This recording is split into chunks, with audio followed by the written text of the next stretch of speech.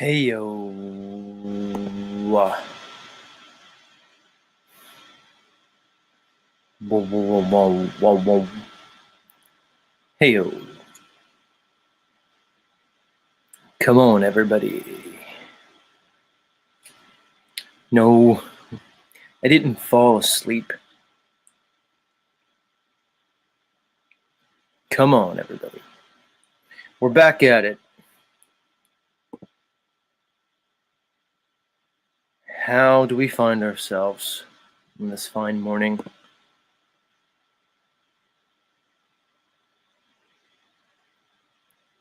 Come on.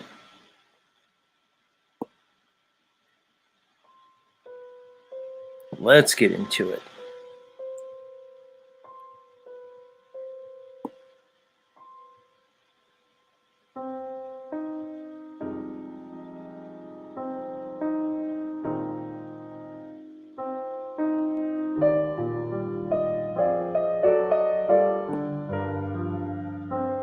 How's everybody feeling this morning?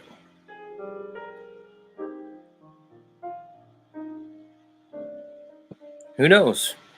Maybe it's not morning for you. If you're one of my New Zealander friends, it's certainly not morning. You're getting ready for Betty Bye.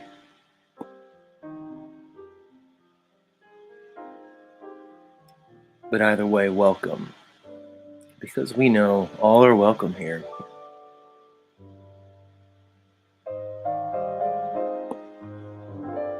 That's right, we don't discriminate. I'm even talking to you, all you non-human entities. Pleiadians, Greys, even the reptilians. I know some of you are reptilians. Come on, you reptiles. You serpentine elite bloodline weirdos. Are you listening to me? Zetetic warrior, are you tuning into Z Show? I think you are. How about the mantids?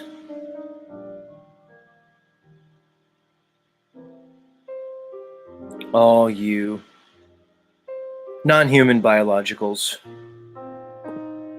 That's the thing now. Apparently there's high-level governmental officials who are admitting that we have found evidence of non-human biological entities in these supposed spacecrafts. Who knows? At this point, there's not much that'll surprise me. It's kind of incredible, actually, how they've brought us to this state of consciousness where things that were only a short time ago, things that seemed impossible or fantastical, now are seemingly accepted by the majority of the population. I mean, let's look at the alien thing. I would venture to guess that if you were able to interview, let's say, 1,000 Gen Zers, my guess would be that a very high proportion of them, somewhere in the 80 or 90 percentile, would just assume extraterrestrial life. I don't think that's a fair stretch. I don't think that's a stretch. This idea that it's just accepted amongst the population that there's just aliens everywhere interacting with us, observing us. Juxtapose that with maybe a similar type of study from the 50s or 60s. I've played on my show news clips from the Australian Broadcasting Company, which is ABC, which is weird because we have ABC here in the States. It's one of the main 3 networks, but the ABC, for all you Aussies out there, is the Australian Broadcasting.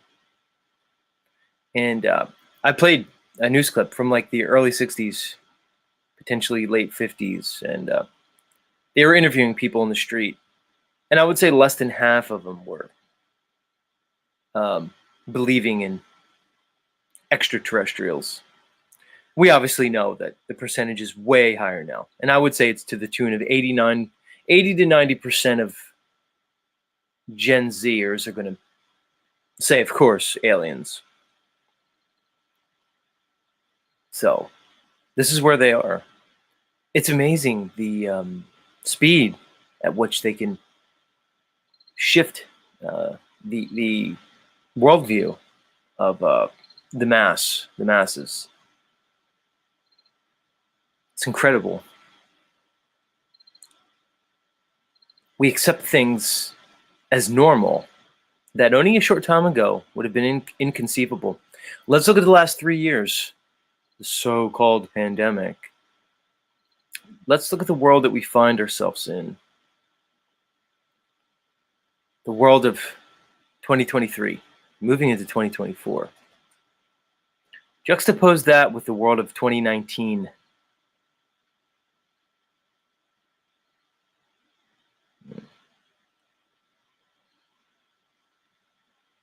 I mean, now I understand the term new normal, because it appears that instituting a new normal amongst the masses is not as difficult as one may have originally thought.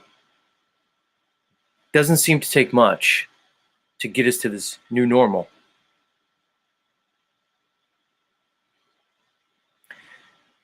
In 2019, even this space presentation, now we just accept that, oh, we're just going to be willy-nilly going back and forth to the moon. Multiple countries, multiple private entities, which is strange, because there was basically a 50-year period, give or take, of nothing. And now it's just accepted, as if it's simple technology, relatively speaking. People accept it. To me, it says more about us than it does them, so to speak. It says more, or I should say, it speaks to the amazing ability for human adaptation. It's quite staggering to me how adaptable we men and women are.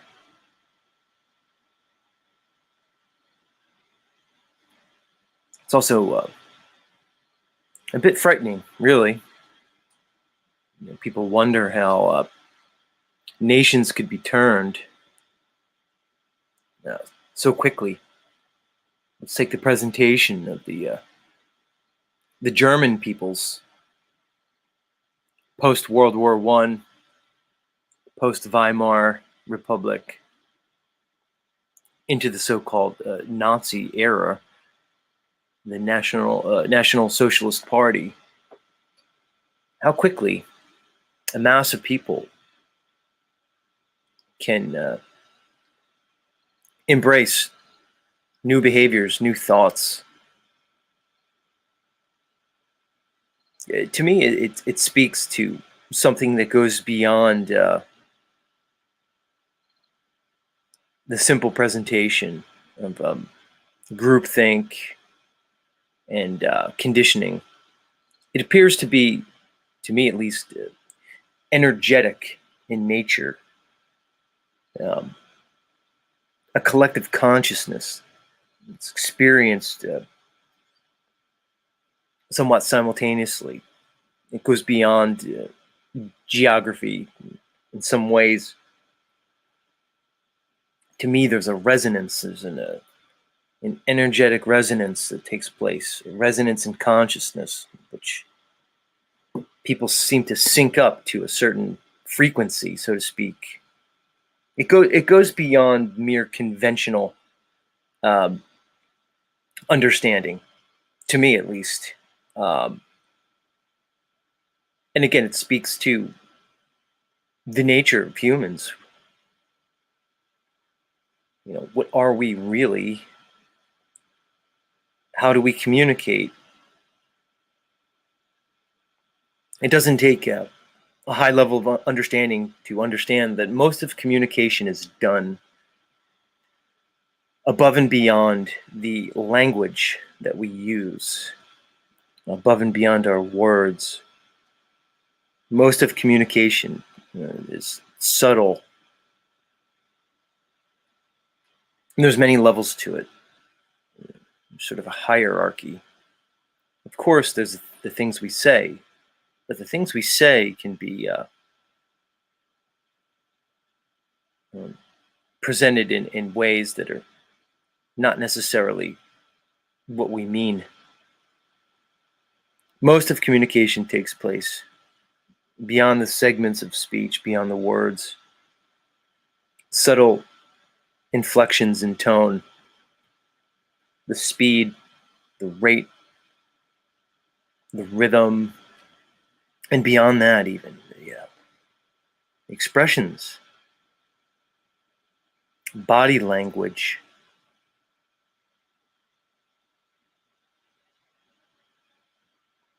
And then even beyond that, the energy that one brings. That's where I am with people. To me, it's beyond what people say. It's beyond even their behaviors. There seems to be an energy component that I could point to when I interact with people. I'll ask you this: when you're interacting with somebody, how do you feel? Because that probably is the biggest indicator of the potential motives and the potential mindset of the communication partner. What is your energy? Are you feeling dissonant? What's your emotion within that? Can you even identify it? If you feel that there is a contradiction between what one is saying and the emotion that you're feeling during the interaction, you may want to pay attention to that. If you feel that conflict, know that there's probably something less than genuine within that interaction.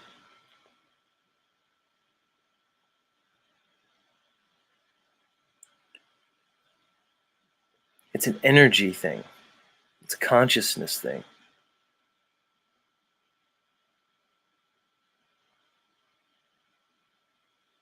I could look back in my life so many times where I was in a situation where it just felt wrong.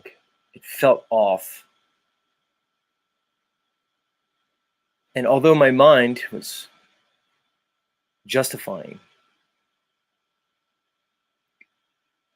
the situation, logically, or should I say, cognitively, intellectually, it made sense. Emotionally, it did not.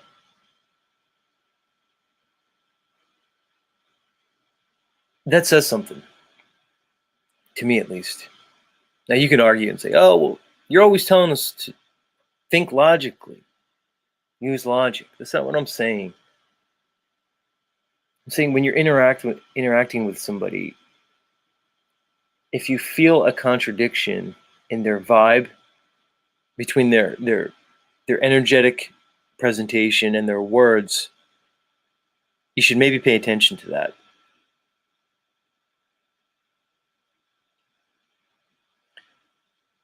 Your intuition may be telling you something.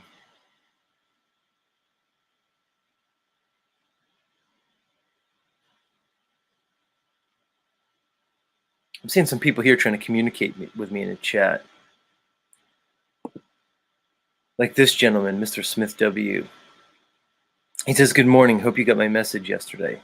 What message, Smith? What are we talking about? It's too early to go to you, Mr. Smith. We did a whole Smith thing yesterday. I don't want to go there. I'm not sure the audience wants to go there. It's too much. Talk about a contradiction in energy. I don't need all that. Stop it. Much love, Smith. I didn't need to get your message. We're cool, Mr. Smith W. There's no need for messages. What kind of message? Did you send me a communication through the U.S. Postal Service? Did you email me? Do you even have my email, Smith? What do you mean? What are we talking about? Did you send your conscious intention into the ether and hope that I'd receive it? Where are we? Get out of here. I have Rocky Shepard communicating something. What are you saying, Rocky? 11 million UN security forces crossing the border. Not sure the reference, Rock. I don't know if you're talking about the whole Israel thing. I'm getting my information. I come here for my info. It's one of the reasons I do the show. Is it keeps me like in touch. It keeps my finger on the pulse. Because you guys know I'm not buying the mainstream media.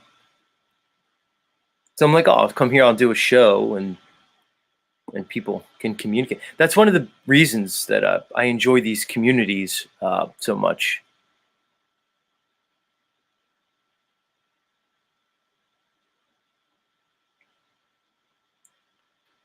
Man, you trolls just really never give up.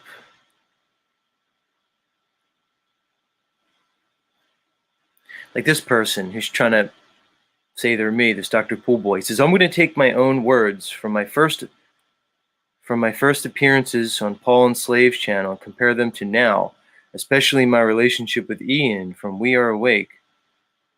Okay, nobody really cares what you're saying, guy. You're being strange, man. You're going to make me come in and ban you and stuff. Nobody cares about the point you're making. Get it? Literally nobody. So, you're going to make me come in here and do all this bullshit. Like, you people are really, really mentally in trouble. Like, this is how you spend your time, your energy. It's very strange. I'm not even like mad. I'm just kind of more disappointed in people. It's disappointing. Am I going to have to bring up my chart of emotions? Am I going to have to do that? Like, do I really need to go in and do that? I'm sure I'm going to have to. Like, you're just making me do that. Like, thanks. Let me pull up my emotions chart so I can describe my emotion when I see you people behaving like this. Let me see. Where's my emotions chart? Because you know I say the 6 emotions. I keep it simple. The funny thing is there's only 6 and I can't remember all of them. I should just commit these to memory. It's not hard. There's 6. Now people are going to say there's more. They're going to say there's 20 some, there's 40 some. But there's apparently just 6. Sadness, happiness, fear, anger, surprise, disgust. Am I sad right now? Like watching you people?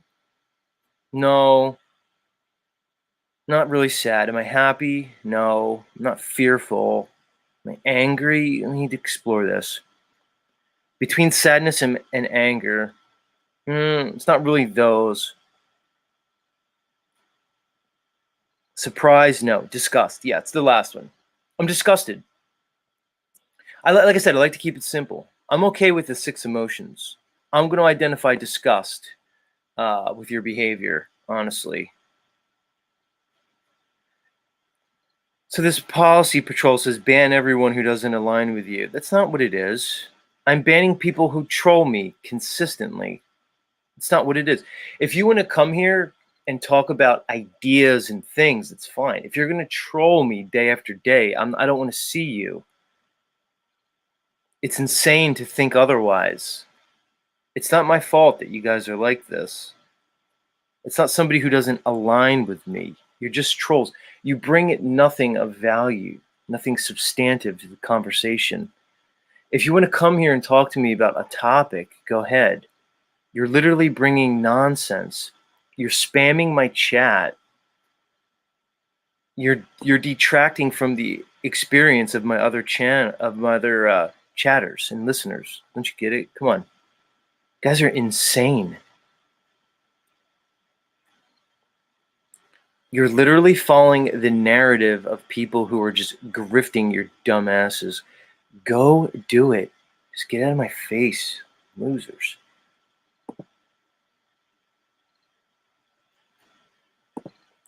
It's insane. Do better. Yeah, disgust is the emotion from those type of people. Even Smith W says he was banned troll. Look, you're just trolls. You see, again, this is how deceptive people are. This is how disingenuous people are.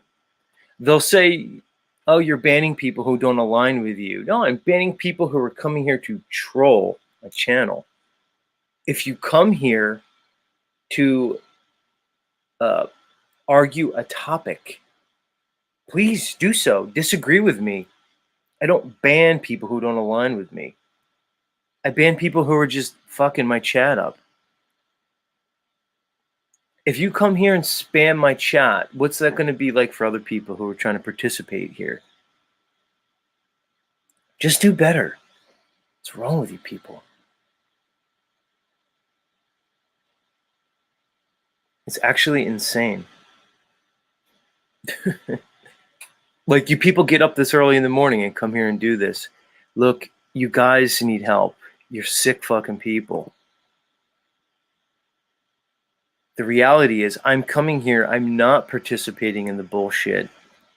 You don't see me restreaming other channels, multiple channels that are talking about me incessantly. Go ahead, talk about me. It actually just keeps my name in people's minds. It's fine. You guys are very strange people.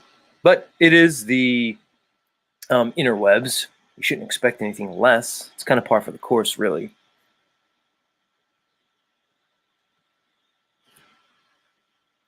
Let's go back to my emotions. This has nothing to do with you trolls. I'm more, let's say, maybe angry that my phone's not working. See, I have like my cell phone, and I use that to kind of do things in the chat, like highlight things, drop. My cell phone's not working this morning. So that's like the kind of part that's a little frustrating. Which is interesting with these emotions, because people use, when I say, like, what I find is people are not in touch with their emotions because most people can't even identify their emotions. They can't even name emotions generally. Like I just said, there's 6 basic ones: sadness, happiness, fear, anger, surprise, and disgust. But if I were to say to people, can you list the emotions? People couldn't do it. I had to look it up, and there's 6 main ones. Let me try this one. How many emotions are there? All right, then this one says there's 27 distinct emotions that are coming up. This one says, what are the 34,000 types of emotions? So are emotions now like genders?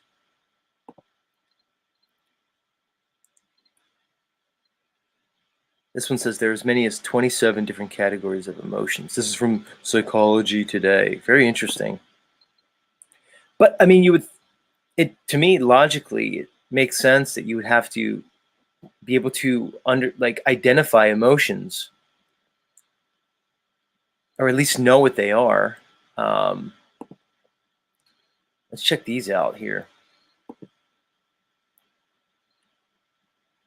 27. Adoration, aesthetic appreciation, amusement, anxiety, awe.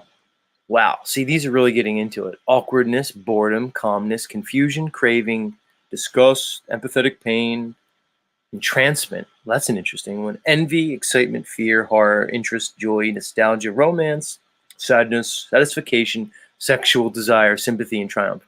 Okay. I'm not going to disagree with those. I'm okay with that. And I forgot the first one, admiration. I can get down with that. It's a little bit more like it's less subtle than the 6 basic ones, obviously. But I can get down with that. I'm okay with that. Rocky says emotions are weak. Rock, I could agree with that, but here's where I am with where I am now, Rock. It's like this. Yeah, okay, we could say like emotions are weak. I get it. Like there's a part I can understand. But are we to just ignore the emotions? Like I understand where you're coming from, that they're weak, that we should in some way learn how to proceed in spite of emotion. We should at least learn how to think despite our emotions. I get that. But to ignore your emotions, I think, is dysfunctional in a particular way because it's not honest. So, what I'll say, Rocky, is I'm going to disagree with you when you say emotions are weak. I'm going to say acting and behaving from your emotions is weak. And that is the particular aspect of humanity that I think is so interesting, but yet so challenging. Is how can we behave in spite of our emotions? But to say emotions are weak, I'm not gonna completely agree with that because it's what makes us different. Our emotions are what may define us as other than everything else. Let me put it like this. To me, it is our emotions that connect us to other people. It's our emotions that divide us from other people that may be in some way threatening towards us. Basically, it's our emotions that underpin our survival in this fleshly world, in this world where you have to eat, you need resources, you need provision.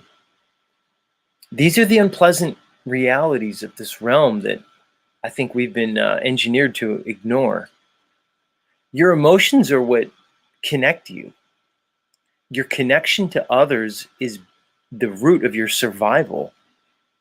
Now, much like anything, where your greatest asset is also your greatest weakness because it could be played upon by those with interest to exploit, destroy, and control. Because I believe it is our very emotions that they use to condition us.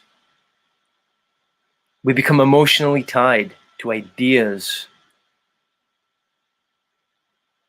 Through this, we are ripe for control. So there I will agree with you, Mr. Rocky Shepherd, that emotions are weak because yes, our emotions are probably our greatest weakness, but ironically, they're also our greatest strength. It seems paradoxical, but it only seems so.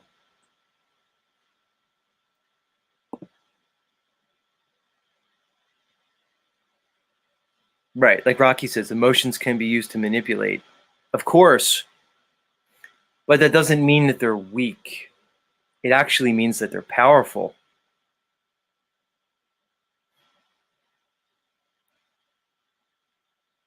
Yeah, it's interesting. I've gone back and forth with this whole idea of emotions and how they fit into the human experience, really. What I'm saying is to be aware of one's emotions. It doesn't mean you need to participate in the emotion, but the awareness of the emotion.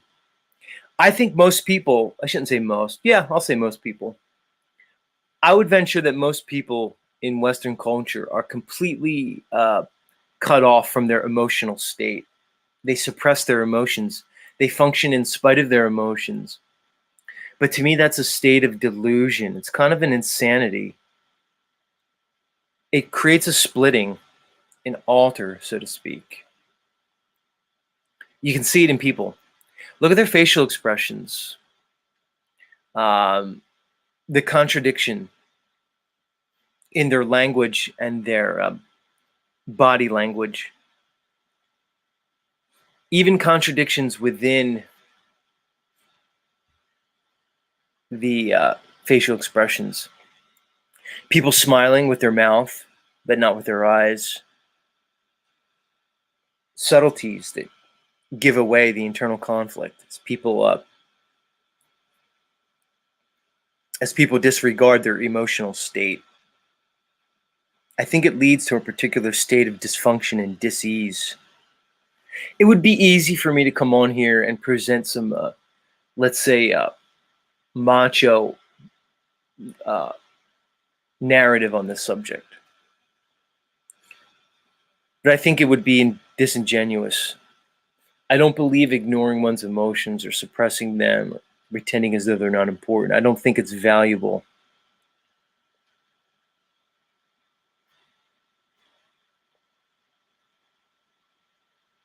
I'm not sure.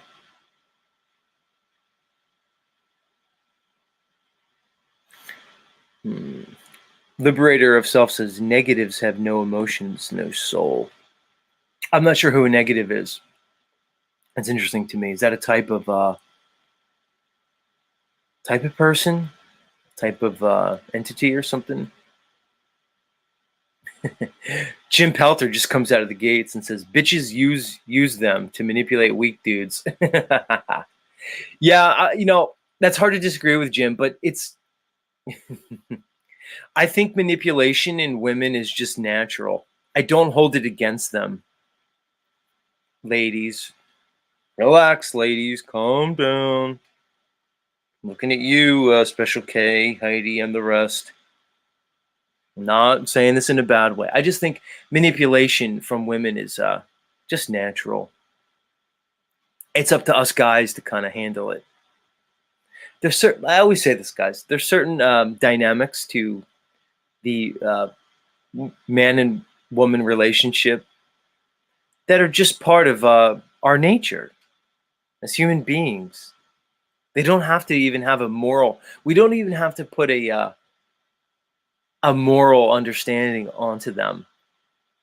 Women manipulate men because it is in their nature to do so. Plain and simple. Let's see what you ladies have to say about it. I can only imagine.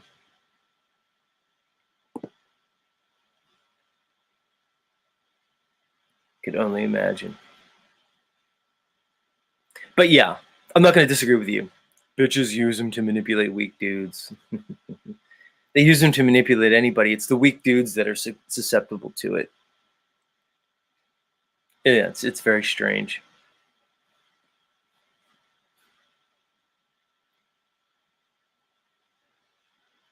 All right, let's get rocking and rolling here this morning.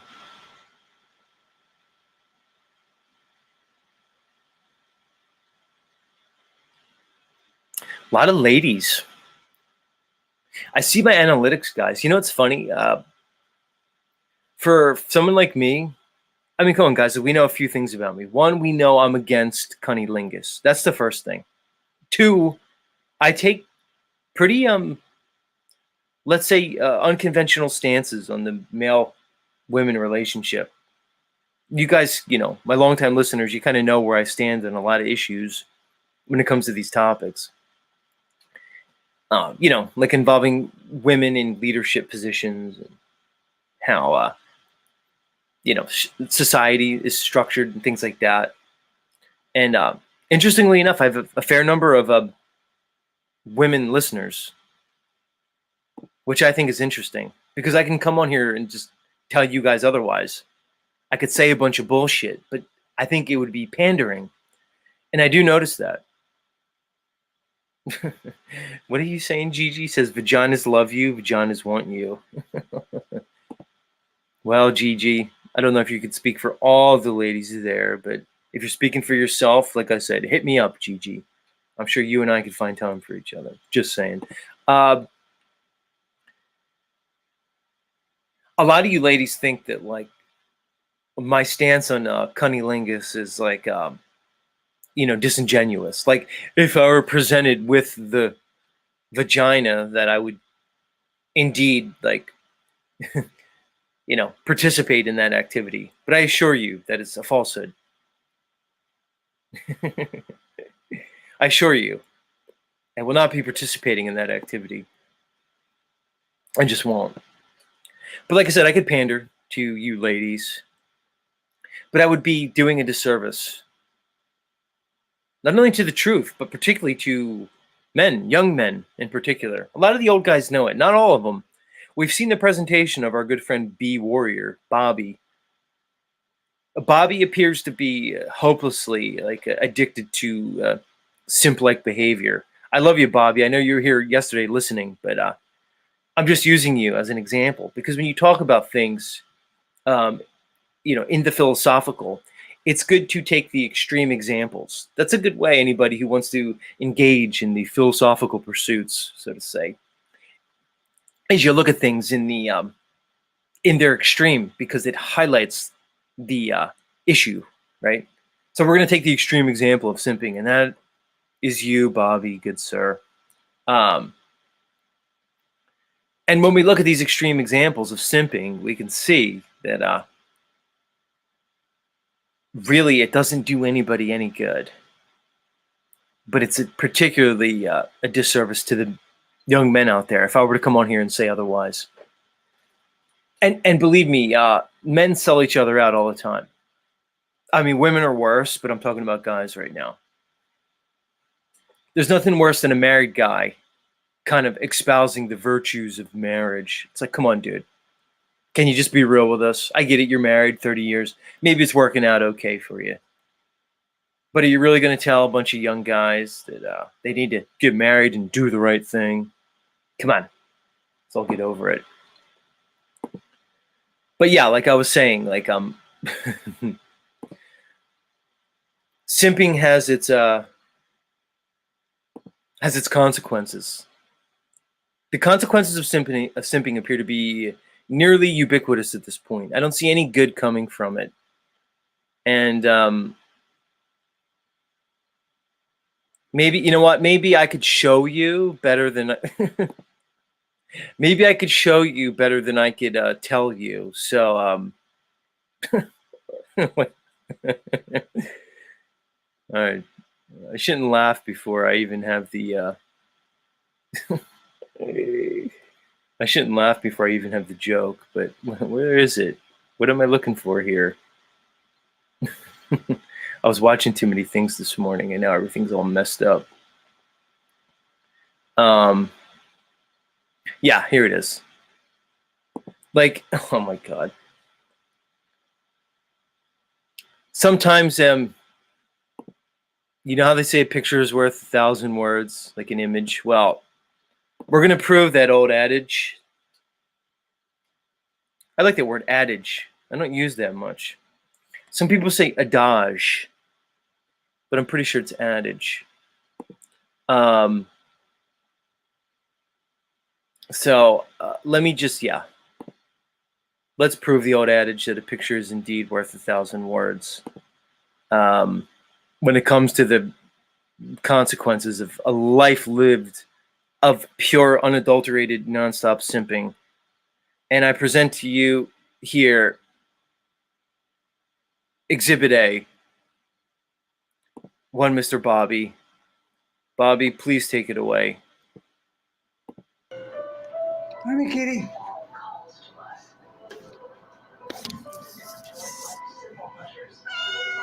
Hi, kitty.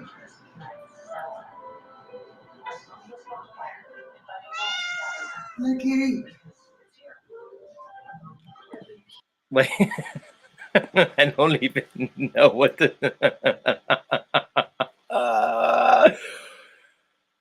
Oh my god. Oh jeez. Um, Gentlemen, Bobby, and you know I love you, Bobby, but you're doing this, Bob, and I'm using. I just like I said, I don't have to say anything because certain things just speak for themselves. I'll just, yeah. Hi, kitty.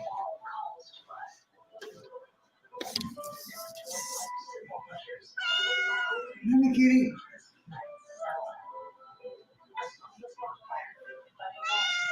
Hi, kitty. What am I looking at here? Can somebody help me? What is his costume? What is this supposed to be? Hold on a second. I need to evaluate this. Can somebody? All right, he's got a green mask and what are these wings? Is he a dragon? I'm trying to get into his mindset with the shirt means something. I guess he's a dragon. Is this a Game of Thrones thing? All right, see, this is my problem. This is where I'm a little slow. He's telling me he has an obvious dragon on his t-shirt. what are you doing, Bobby? Hi, kitty. And then the cat. I don't know. I should stop. This is kitty dragon. Yeah, it's a dragon. Okay. Why did it take me like 5 minutes to figure out that he's a dragon? I think I was just so stunned by the overall presentation that my mind just kind of shut off. He's a kitty angel. Rocky got it. He's not a dragon. He's a kitty angel. What the fuck? Heidi says he said he's a cat. A cat? Cats don't have wings. What are we talking about here? A kitty angel. I like that one the best. Yeah. Why did it take me 5 minutes to figure out he's just a dragon? I think the cat thing confused me. But anyway, guys, I digress. Bobby, this is an example of the ravages of a life lived simping. Bob, if you're simping this bad at 75, what was your simping like in the 80s before we even knew what simping was? God, I could only have imagined. You must have stories for us, Bobby. Maybe we can break through the Bobby persona at some point and get to the heart of it. I'm just saying. Fucking fascinated.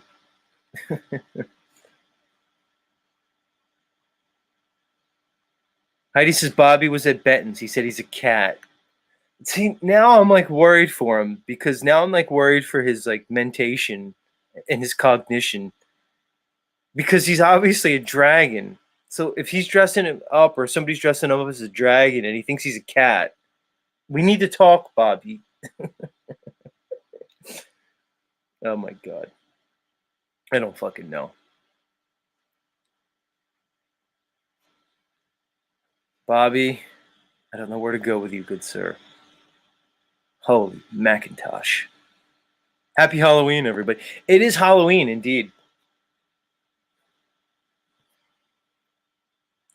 I used to not like Halloween. I gotta say, I'm coming around on Halloween because I'm less enamored with all the other holidays. So Halloween's kind of coming up. It's ticking up on my knot. I'm not a Christmas fan. Anybody who's been around here long enough knows I'm not a Christmas guy. I do not have fond feelings around the Christmas holidays for multiple reasons. I should probably work on that, but I'm not even a Thanksgiving guy. I've come around on Halloween. I used to think it was frivolous and stupid. Rock E. Shepard hates Halloween. I used to be like that, Rock. But I know why you hate it, Rock, because you're very scriptural, right? So I know to you that's like witches and demons and shit, and you're against it. So interestingly enough, but I'm embracing Halloween. My biggest problem with Halloween, it's invaded the entire month of October. That's my biggest issue with Halloween. Although, like I said, it's less so of an issue for me. Like for instance, and could be said about any holiday. There was a time, like when I grew up, when I was a kid, where like the holiday was like more focal to the time. Meaning to say, like when Christmas came, you would see like people put their Christmas trees up. The lights up would go up maybe a week before Christmas, maybe 2 weeks before Christmas. Now it's the Christmas season. Put it this way, in the States here we have Thanksgiving. Do you know how many people don't realize that Thanksgiving is a uniquely U.S. holiday? Do you know how many fucking morons in this country don't understand that Thanksgiving is like a U.S. national holiday? They think that just shows the American hubris and arrogance evidenced by most fucking idiots in this country. That we Americans think that like Thanksgiving is like a fucking world holiday. That's dumb to me. I wouldn't be surprised if it's like started to be like practice in other countries.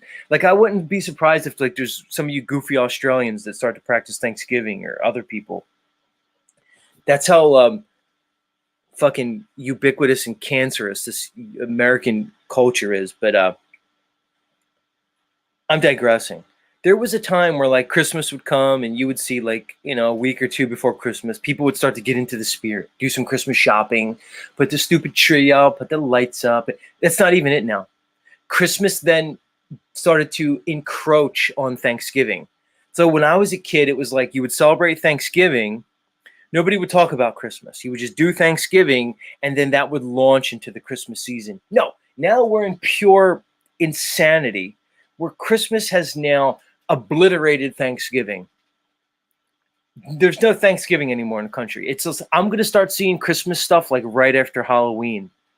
Are we going to get to a point where then Christmas then encroaches on Halloween? You want to know why? Why do you think, guys? Because Christmas is about consumerism. It's about buying things, profits, and economy. So, of course, these corporations are going to push more Christmas because it's going to push more spending and more buying. It's crazy.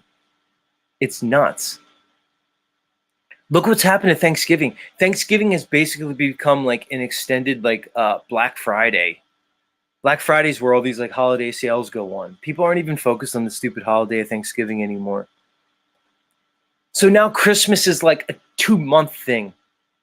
It went from being like a celebration, like at the end of December, around the solstice, start of the new year, whatever. Now it's like a 2-month thing. And I'm even seeing it with Halloween. Halloween has now encroached on the whole month of October. October hits, boom, Halloween decorations everywhere, goblins, ghouls. It used to be different. When I was young, when October hit, it was about autumn. It was about pumpkins and fucking apple cider vinegar and hay rides and pumpkin patches and apple picking and plaid coats and coziness by the fire. It wasn't ghouls and goblins. Now they just got rid of the whole October autumn vibe. They got rid of the autumn festival, the October festival. There's no Oktoberfest anymore. There's Flattoberfest. That's a whole nother thing. Don't get me started on you guys. But that's not it. It's just Halloween now. Autumn is now Halloween. Am I just talking to a computer? Is anybody listening to me? See, I'm getting angry. I haven't gotten angry in a long time. Let me get my emotions out. I could easily identify this one. I'm experiencing anger and disgust, not sadness, not fear, not happiness, but anger. Let me go into the more 27 subtle emotions. What would be a little bit more? Not anxiety, not boredom or calm or confusion. Yeah, disgust is still in there. Not envy. Yeah, it's probably more disgust and anger. It's not, yeah, that's what it is. I'm angry at you, Halloween. I'm angry because there's no more October. There's no more Oktoberfest. It's just ghouls. Does anybody know what I'm talking about? Emmanuel knows what I'm talking about. One person. Thank you, Emmanuel. You understand what I'm saying. Not only that, what about Christmas in July? That's the other thing that I noticed years ago. Like maybe 6 years ago, I found out there was something called Christmas in July. That people are so enamored with this Christmas bullshit that when July 25th comes, they celebrate Christmas in July. And they put fucking Santa Claus decorations up in the middle of summer. It's absurd, and I hate it. Like I said, anger and disgust. I think I'm just going to constantly keep a list of emotions next to me. And then when me or anybody else comes up and we're experiencing certain emotions, we can step back, take time, and identify them. I'm just saying. Yeah, it is dumb ruled by Saturn. Christmas in July. Ruled by Saturn says it's Christmas at Home Depot. You see? You see what I said, Emmanuel? Who says it's Christmas at Home Depot? Exactly. There's no Thanksgiving. There's no Halloween. It just goes right into Christmas, everybody. It's so goofy. I can't even take it. Guys, it's absurd. They're creating a reality and a culture for us that's insane, stupid, and goofy, and people are buying into it. And I'm going to blame the men because the women are leading us into this dystopic nightmare fantasy future, and we're all just going along with it. I'm sorry, ladies, but the empowerment of the women to the disempowerment of the men is leading us into a state of insanity. Because, as I'm saying, emotions are valuable, we are now being ruled by our emotions. Oh, Christmas, it's warm and fuzzy, right? You feel good around Christmas because when you turn the TV on, you're being presented with operant conditioning tactics that are making you feel like that. They're showing you images of Christmas and they're playing music that's triggering a state inside of you that is training you. You are being brainwashed by the screen. Sorry. Oh, Z's always blaming women for everything. Blah, blah, blah. Give me a break. All right, let's get the show started. God, often like 7 tangents this morning. It's unbelievable.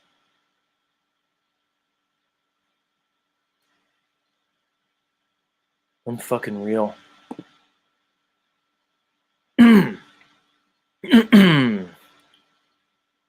Yeah. Get that voice going. Halloween.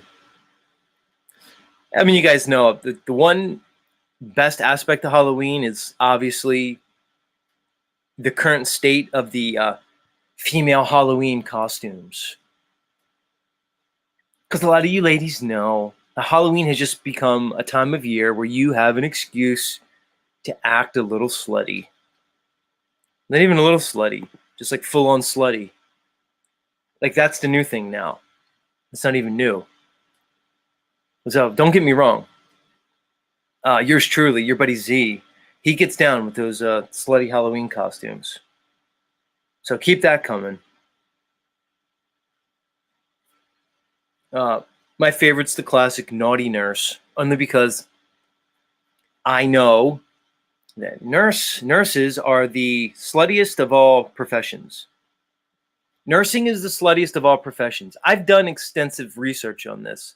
And when I say that, it means like I thought about it for like a couple seconds and I intuitively just came to this understanding that if you want to rank, let's say, the sluttiest professions out there, then nurses are the number one sluttiest profession. I know a lot of nurses. I've worked with nurses. I've been with nurses. I just know a lot about nurses. They're the biggest sluts that there are. Just the way it is. Something about it. I don't know who's with me. I mean, if you guys want reasons, I could try to go into it. I mean, I could at least try to give you my like my rationale behind that. But so I'm down with the Naughty Nurse Halloween costume. It gets me on a certain level. And maybe I'll leave it at that because it might get pretty, let's say, Freudian if I continue. We don't want to get too into my psychology. It might get a bit unpleasant for all of my listeners to go like too deep. Let's just leave it there.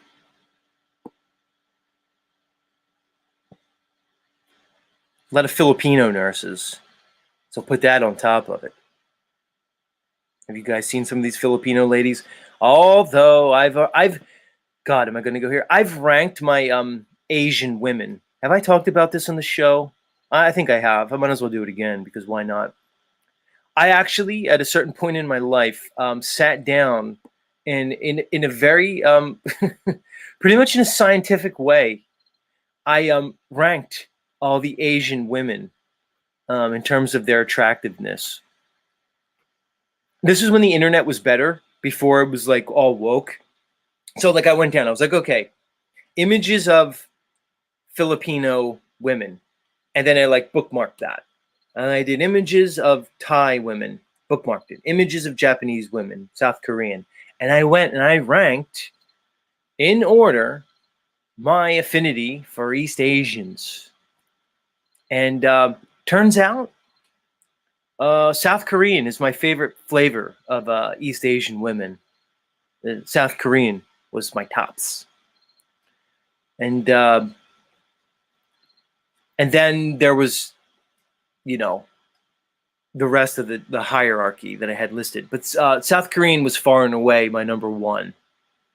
And then it went from there. You know, you have your Thai version, and there's so many like little intricacies, but you'd be surprised. There's at least 8 to 10 like major distinct categories of East Asian women. Don't think they're all the same. They're really not. You can look at a Japanese chick, compare it to a Filipino chick. Vast differences. Anybody who thinks Asians are all just one flavor, you're wrong. You know, and I'm just talking about East Asians. I'm not even extended into like, you know, Bali and like India and stuff like that. I'm not even talking about that. I mean, just East Asians. Japanese was up there, and Vietnamese even. They're all up there. I mean, I don't really discriminate that much, but I just wanted to say I sat down. I had rankings. I used a numbering system. I really thought about this because it was a certain time in my life. I was like in my 30s, and I'm like, oh, I'm kind of interested in these Asian chicks. So if I'm going to go Asian, which persuasion do I want to lean towards? Turned out it was South Korean. Isn't it weird? And guys, like, in a weird way, like, I ended up marrying a South Korean chick. And it was years later. Like, don't think I purposely, like, said, okay, I'm going to set my life out. It just happened that way. Isn't it weird? Graffiti Tattoo says that's why I like nurses. Oh, that makes two of us.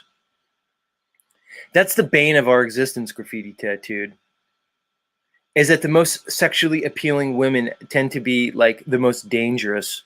It's like anything. Just look at nature. The most colorful and beautiful species of an animal tends to be the most dangerous. The most beautiful snakes, they're the most venomous. Spiders, same thing.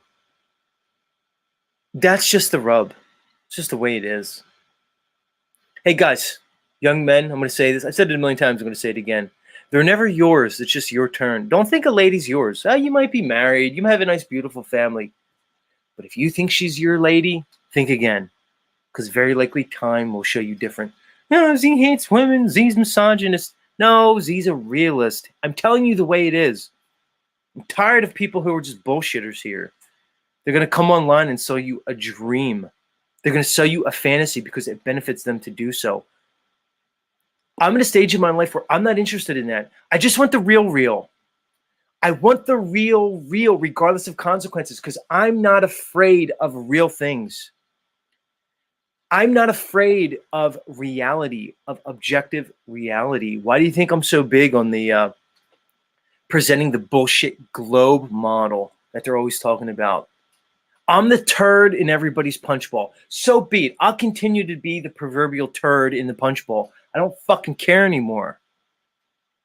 I'm not interested in appealing to people in terms of bullshitting them for my gain. I'd rather just give you the real. If you're somebody that resonates with that, you're going to resonate with me. If not, Don't let the door hit you where the good Lord split you. Get the fuck out. Get to stepping.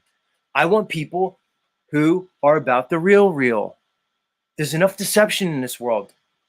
What kind of world do we live in where somebody presenting reality is now like a I don't know, like a unique and courageous act to step up and actually say what's real?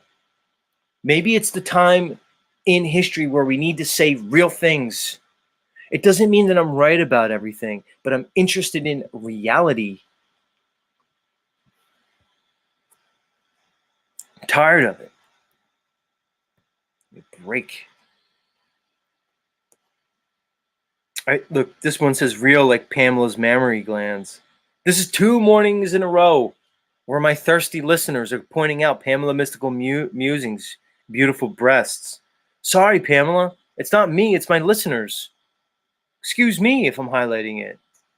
Maybe because I may be fixated on those bodacious, beautiful mammary glands. But my listeners appear to be also equally fixated. So, God, how dare you guys?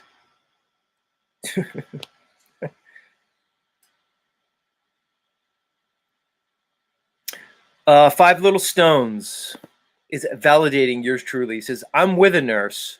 Dental assistants too. Oh, total sluts. Yum. The total fucking sluts, dude. Exactly. Total sluts. It's something about the profession. It just is. I'm sorry, nurses. It's just a reality. It's objective. It's objective reality. This is beyond. This is beyond argument. I want my listeners to know there's 2 things that were discussed this morning that are beyond argument. One is that nurses are the sluttiest profession, and 2, South Koreans are the hottest of all the East Asian ladies. There's no argument you could present me otherwise. This is objective. Christy Lee Doll says that Z, you'll never grow up. Well, Christy Lee Dolls, I'm not going to argue with you there. I tried growing up. Christy Lee, I tried growing up. It didn't take. It wasn't good for me or anybody around me. Like, I tried growing up. It didn't really work out. It made Z a very dull boy.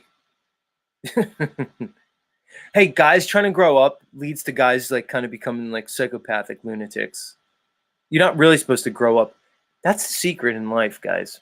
It took me this long to get here. I'm 45. Nobody ever really grows up. If in your mind you're trying to tell yourself like you're grown up, like you're not. You're just LARPing. Everybody's LARPing. Guys don't grow up, Christy Lee Dolls. Now, women might be different. Women kind of grow up. The weird part is about men and women grow up really young. Men really never grow up. It's kind of weird. That's why Z tells you, because when everybody came on and tried to say Illumitami was a weirdo because he was Christy Lee Dolls, you might want to turn off the show for the next 2 minutes as I talk about this. I know you hate the subject, and I don't want to hurt you in some way. So I'm giving you fair warning, Christy Lee Dolls. You might want to tune out and tune in a little bit as I talk about this. All right? That was my public service warning for everybody. When people try to say that Illumitami was a fucking weirdo because he was with a 17-year-old when he was in his 20s, Z's not buying that. That's actually normal biologically. And I could argue this endlessly. If somebody wants to come up here and argue this later, we can do it.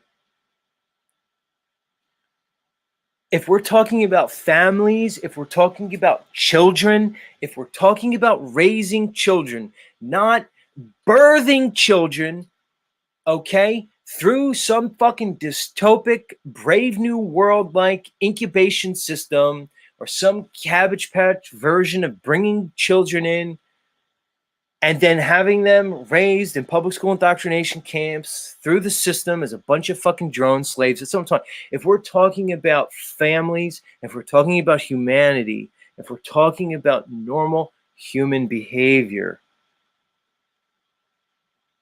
a woman in her biological prime and a man in his production prime, in his ability to contribute, the prime age. Okay, let me frame it like this.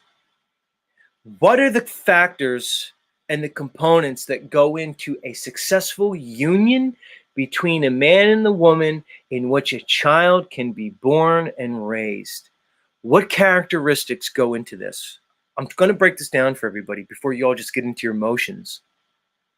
And maybe when I'm done with this, one of you should go and apologize to Illumitami with your behavior towards him. And I'm not caping for Tommy. I'm just using him as an example. What characteristics go into a successful union between man and woman in terms of family? Where's Rocky Shepard when it comes to this? The characteristics and the factors, let's take each side. For the female, prime amongst those is her biological capacity to carry and successfully birth in children. Not just one, not just two, whatever. I said this before. My grandma, my great-grandma, birthed 15 children into this world. I want you to really think about this. Okay, now, what characteristics go in to what characteristics should a woman have to be able to function in a successful relationship regarding family? Primary amongst those is her biological ability and capability to birth, suckle, and raise a child. It's primary. She needs to be biologically capable of doing so. Let's get real, people. Each year that a woman progresses past her fertility, she becomes less biologically viable. Plain and simple. There's more risk to the mother, there's more risk to the child. Now, I don't care what you say, we can talk about averages. That is a fact that cannot be these are the uncomfortable aspects to biology and humanity that cannot be ignored.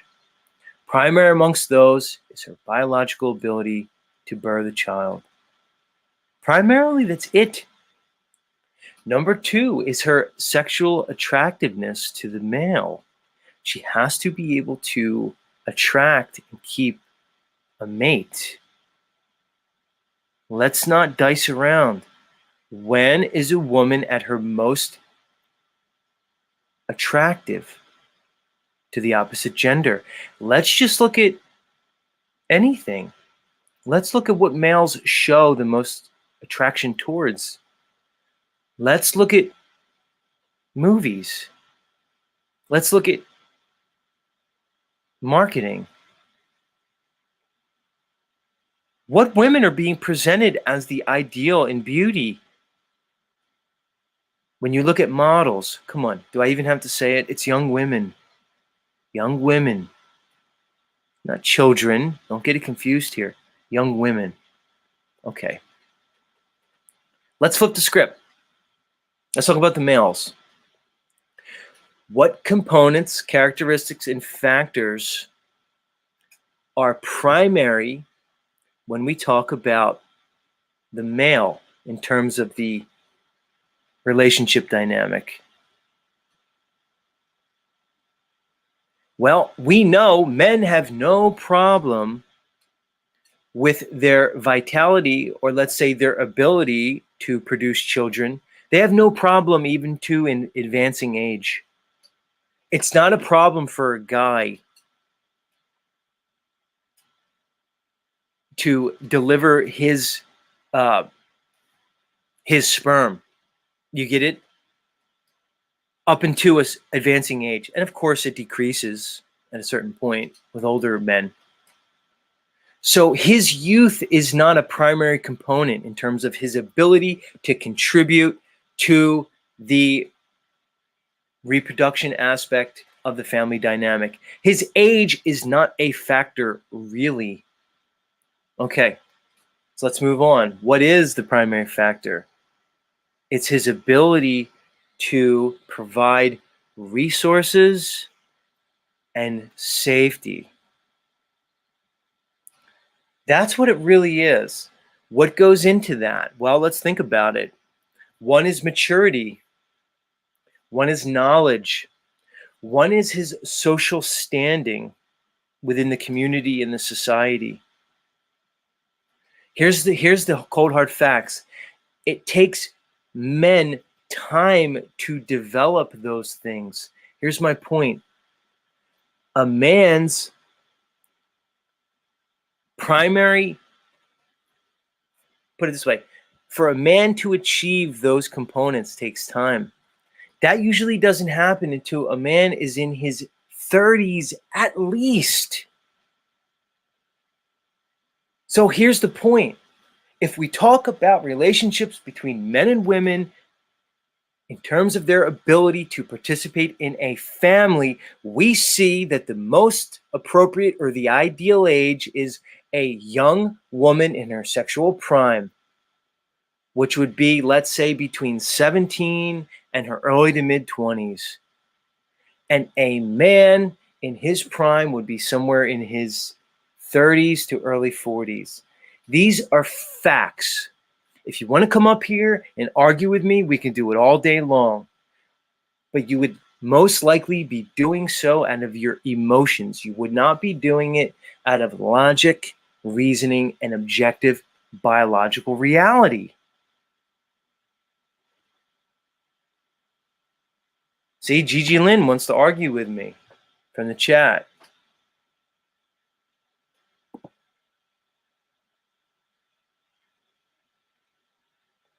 So it's Christy Lee Dolls. You're going to point out the outliers, Christy. She says there are successful men in their early 20s. Am I talking about the outlier? I'm talking about men and women in general.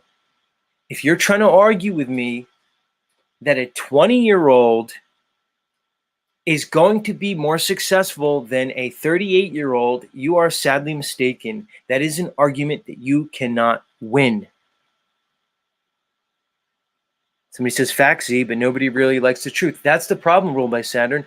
People don't like the truth because there's certain truths that are unpleasant. There's unpleasant realities in this world that you've been conditioned against embracing. Just the way it is. Hey, if you guys want to come up and talk to me about it, we can do it. I'm willing to do so.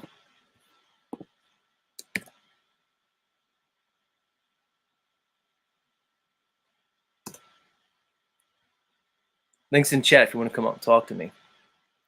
And in the meantime, let's start the damn show, everybody. I got a late start this morning, and now it's an even later start to the start. Because we know the show doesn't really start until I do my opening. So that was all meanderings. I don't even know if my computer's on. Let me get my music up in the back, and we'll get going with the show. Holy mackerel. All right. Yes, yes. Where am I? There I am. Hola. And the new beanie.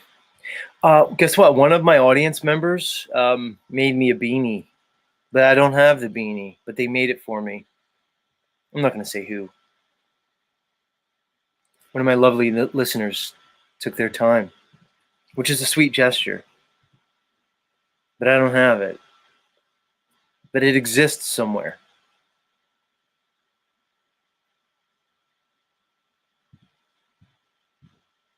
We're going to get the show going. Let's get it going. Official opening commencing now.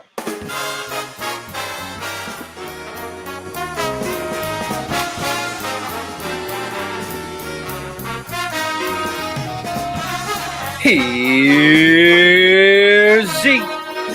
Good morning and everybody. Grand Rising and Grand Approach. Welcome back to Z Show. That's right. It's my show. Z stands for Zetetic Warrior. That's me. And we're broadcasting live and in living color around the level horizontal realm. A realm in which oceans show no convexity. They just lay level and horizontal. I know, we can get into it more. I don't want to bore you with the subject right off the bat. And you've made your way to the bottom of the rabbit hole, the end of the rainbow. Get it? There's nowhere else to go, guys. When you've exhausted the entire internet, when you've learned really everything there is to know, when you've blue screened on reality, you find your way here with me and all these other goofballs like Mad Mac, Random Fan, and D'Angelo. We even have people like Steph Davis. She's a mountologist. That's right. She thinks when she looks at a mountain that mountain was at one point a big building that was inhabited by dead giants. And then it melted somehow. Hey, might seem crazy to you, but I see some interesting components to it. Let's get to the chat. We already said hi to you, Random Fan. Much love. Mad Mac in the house. He just says Z. Much love, Mad Mac. Open your eye, connect dots. Coming in early. D'Angelo, much love. Steph Davis again. Grand Rising, lovely lady. Ruled by Saturn in the house. Aussie. Jim Pelter coming at us. I see in the house. Haven't seen you in a while. I see. Lovely lady and Grand Rising to you. Glyph Buongiorno. Good, sir. Sophia in the house. Hi, Sophia. Sophia Byron. Or what is your name? Anyway, Sophia, much love, much love. Somewhere in time, good to see you. Callaway Crusher coming at us. Ryan Johnson, salutes to you. Gigi Abby Lynn, lovely lady. Pamela's Mystical Musings here. And it's not just Pamela, it's her lovely tatas that accompany her each and every day. Rock E. Shepherd, our resident Marine. I have a number of Marines that listen to me. A lot of service members here. Smith W. I already talked about you, Smith W. You and I have some unfinished business, good sir. Jonathan Montero in the house. Much love. Emmanuel, good to see you. And then there was a couple of trolls that were here early. You guys never fail to disappoint. You guys never really fail to disappoint. Who else is here? Mr. Pie in the house. Much love. Much love. Who else is here? Anna K. Much love. What's Anna say? She says, hello, Z. Just like in real life, there's a fair amount of something on the YouTube streets. Yeah. Insert whatever pejorative you meant to say there. Special K coming at us from Chicagoland. Special K, you have that perfect Chicago accent that I can't even imitate. You like embody that accent. And so many lovely people. 76er. I guess nobody wants to come up here and debate the things I was saying because you guys know it's beyond debate. Like, I'm sure one of you ladies may come up here and like give me your emotional appeal about how men are perverts if they're attracted to young women. But again, you only would just be just using some status quo emotional appeal that really wouldn't work on me or anybody with discernment and logic or critical thought, because it can't be argued with. You can't argue with the stuff that I'm saying about men and women. Because like Gigi Abby Lynn, she just says, why are you gay, Z? Right? See what I mean? Just an emotional thing. What does it have to do with anything, Gigi Lynn? Even if I were gay, Gigi, even if I were like the gayest guy that there is, like the ultra gayest guy ever, how would that change anything that I say? Remember we learned about logical fallacies here on Z Show? Remember that? Wouldn't matter. Even if I was like ultimate gay guy, like who's the ultimate gay guy that there is? Even if I was that, it wouldn't matter. Like, all right, let me just like do a little example. Like I'll present like the absurdity of the appeal to emotion and the ad hominem attack. Here's why ad hominems don't work. Because I'll do the whole thing I just did, but I'm going to present it like a gay guy. Hold on. Let's see if it changes anything that I say. Ready?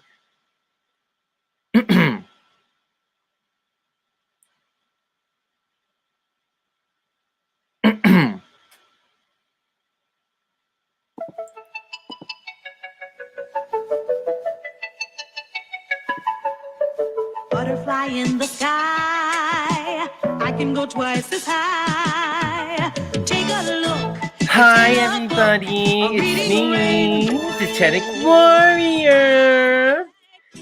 Welcome to my super fabulous YouTube show where I come here every morning and bring all you lovely guys and dolls wonderful information and entertainment. Ooh, I'm so gay. Anyway, what do you guys think about the relationship between men and women? Isn't it so weird that all these weird, pervy, older guys are attracted to these young ladies? Oh, it's so gross. Isn't vagina just gross anyway? But that's especially gross, you pervy guys. I mean, I know that, like, when people say that, of course, a woman should be in her biological prime if she wants to produce a family, especially if it's multiple children. I mean, I know that's, like, logical and everything, but it's so gross and pervy. Ew, all you weird guys. Why don't you stick with men your own age? Or all you 40-year-old gross guys? Ew. Why don't you just get with a lady who already has like 4 kids from 3 different baby daddies and who's going to be completely incapable of emotionally bonding with you and just going to use you for all your resources? Come on, you gross old guys. Ew. And all you young ladies going for these guys with resources and protection, provision, status amongst your community. What's wrong with you? Ew. You're just as bad. See, it doesn't help. Even if I'm gay, the points still remain. So you can call me gay all you want, Gigi. I'll just be gay and still prove my points. Ew. I don't even know why you guys want that vagina. It's so gross. I agree with Z when he says you should never go near vaginas. Ew. That's why I stay far away from vaginas as I possibly can. See? You see, Gigi? It doesn't matter how gay I am. The points stand. The points stand. I'm just saying.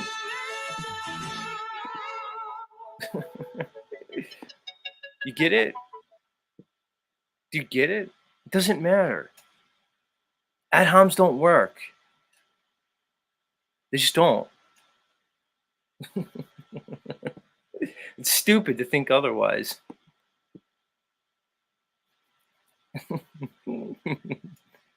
Unbelievable. Heidi says, what's the point of coming up when Z is the only one who knows? Yeah, Heidi. You know I'm not going to let you up here, even if you tried coming up. Heidi, I don't let you up here because I do care about you. See, I'm gonna give you the real. Heidi's gonna be like, Z doesn't care. He doesn't pay attention to me. I've devoted so much time and energy to Z's show. And he doesn't care about me. No, I do care about you, Heidi. That's why I don't want you up here. It's the same thing with Cadence. I'm not letting you up here because I care. Get it? Don't you get it? It's not good for you to be up here. It's not good for any of it. Special K takes issue with my gay presentation. She says that's the feminine type of gay. She says then there's like the butch gay, like the bear. But the thing is, if I just did like a masculine gay guy, there's nothing to it. It's just like sounds like a guy, you know.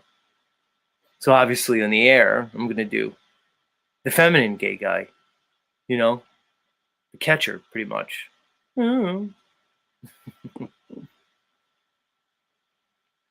I know, you crack me up too, Special K. I've been talking incessantly. Let me take a little musical interlude here. So I could, like, I don't know, recover from this, like, weird verbal spurg session that I'm on right now. I need to reset and cleanse the fucking palate.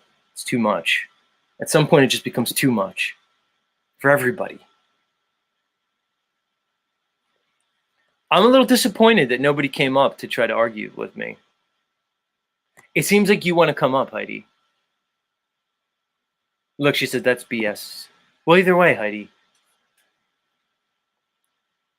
But I'm surprised nobody wants to come up and argue with me about this. Like, Liberator of Self says she doesn't even think we're humans. Fair enough. I can get down on that. Liberate herself. One last chance for anybody to come up and try to prove me wrong with this guy and doll conversation that we're having this morning. Try to prove me wrong. I'll give you a chance. Like, it doesn't just have to be about what I'm saying.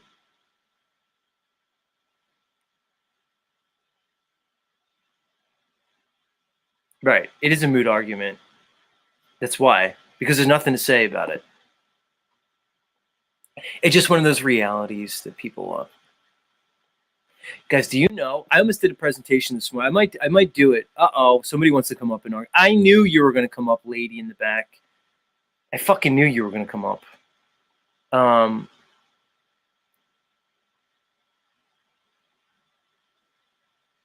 I was going to present. Well, I might do it one of these mornings. Everybody, do you know how many frozen embryos there are? Do you know how many unclaimed frozen embryos there are? Do you know it's in the millions? What does that mean? I'm not talking about frozen eggs, frozen sperm. I mean embryos. There's millions of unclaimed frozen embryos right now. Here's what I'm trying to say, guys. When you want to talk about why Z's passionate about this, okay, let's really get into it. I'm going to let you up in the back. Hold on. See, I didn't get to take my musical interlude. Now I'm just insane, spurred out session. Here we go. All right. Yeah, there's a lady in the back, Heidi. Calm down. All right. Here's why I'm saying this. Let's go by what popular mainstream culture is trying to tell you about relationships. What they're trying to show you with this Kardashian chick who's like 40-some years old. And she's pregnant with her fourth kid for no reason whatsoever. When we follow the dictates of the system, where they're telling you young women, go to college, get a career, become the doctor, and at 37 years old, find your husband and start your family. Okay, really? Because what does that involve, really? It involves medical intervention. It involves IVF. It involves hormone treatment. It involves things like embryo freezing. Look, there are millions of unclaimed frozen embryos all around this world. What are they going to do with them? God, what may they already be doing with them? This is life, frozen in its fucking cryogenic state. The couples get divorced. One of them may die. A lot of it's divorce. Most of it's divorce. They don't know what to do with these fucking embryos. I want you to think what I'm trying to tell you guys here. This is the world we live in. There's millions. I see you in the back. Calm down. There's millions of frozen human embryos existing right now. And that's just what they're telling us. Do you throw them away? Do you just thaw them out? What are they going to do with these babies that are frozen? Let me just break it down. These are frozen babies.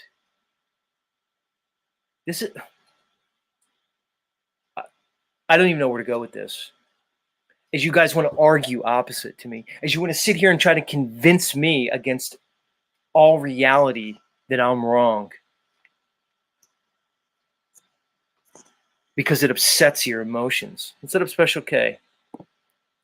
Hi, Kay. Nice to talk to you.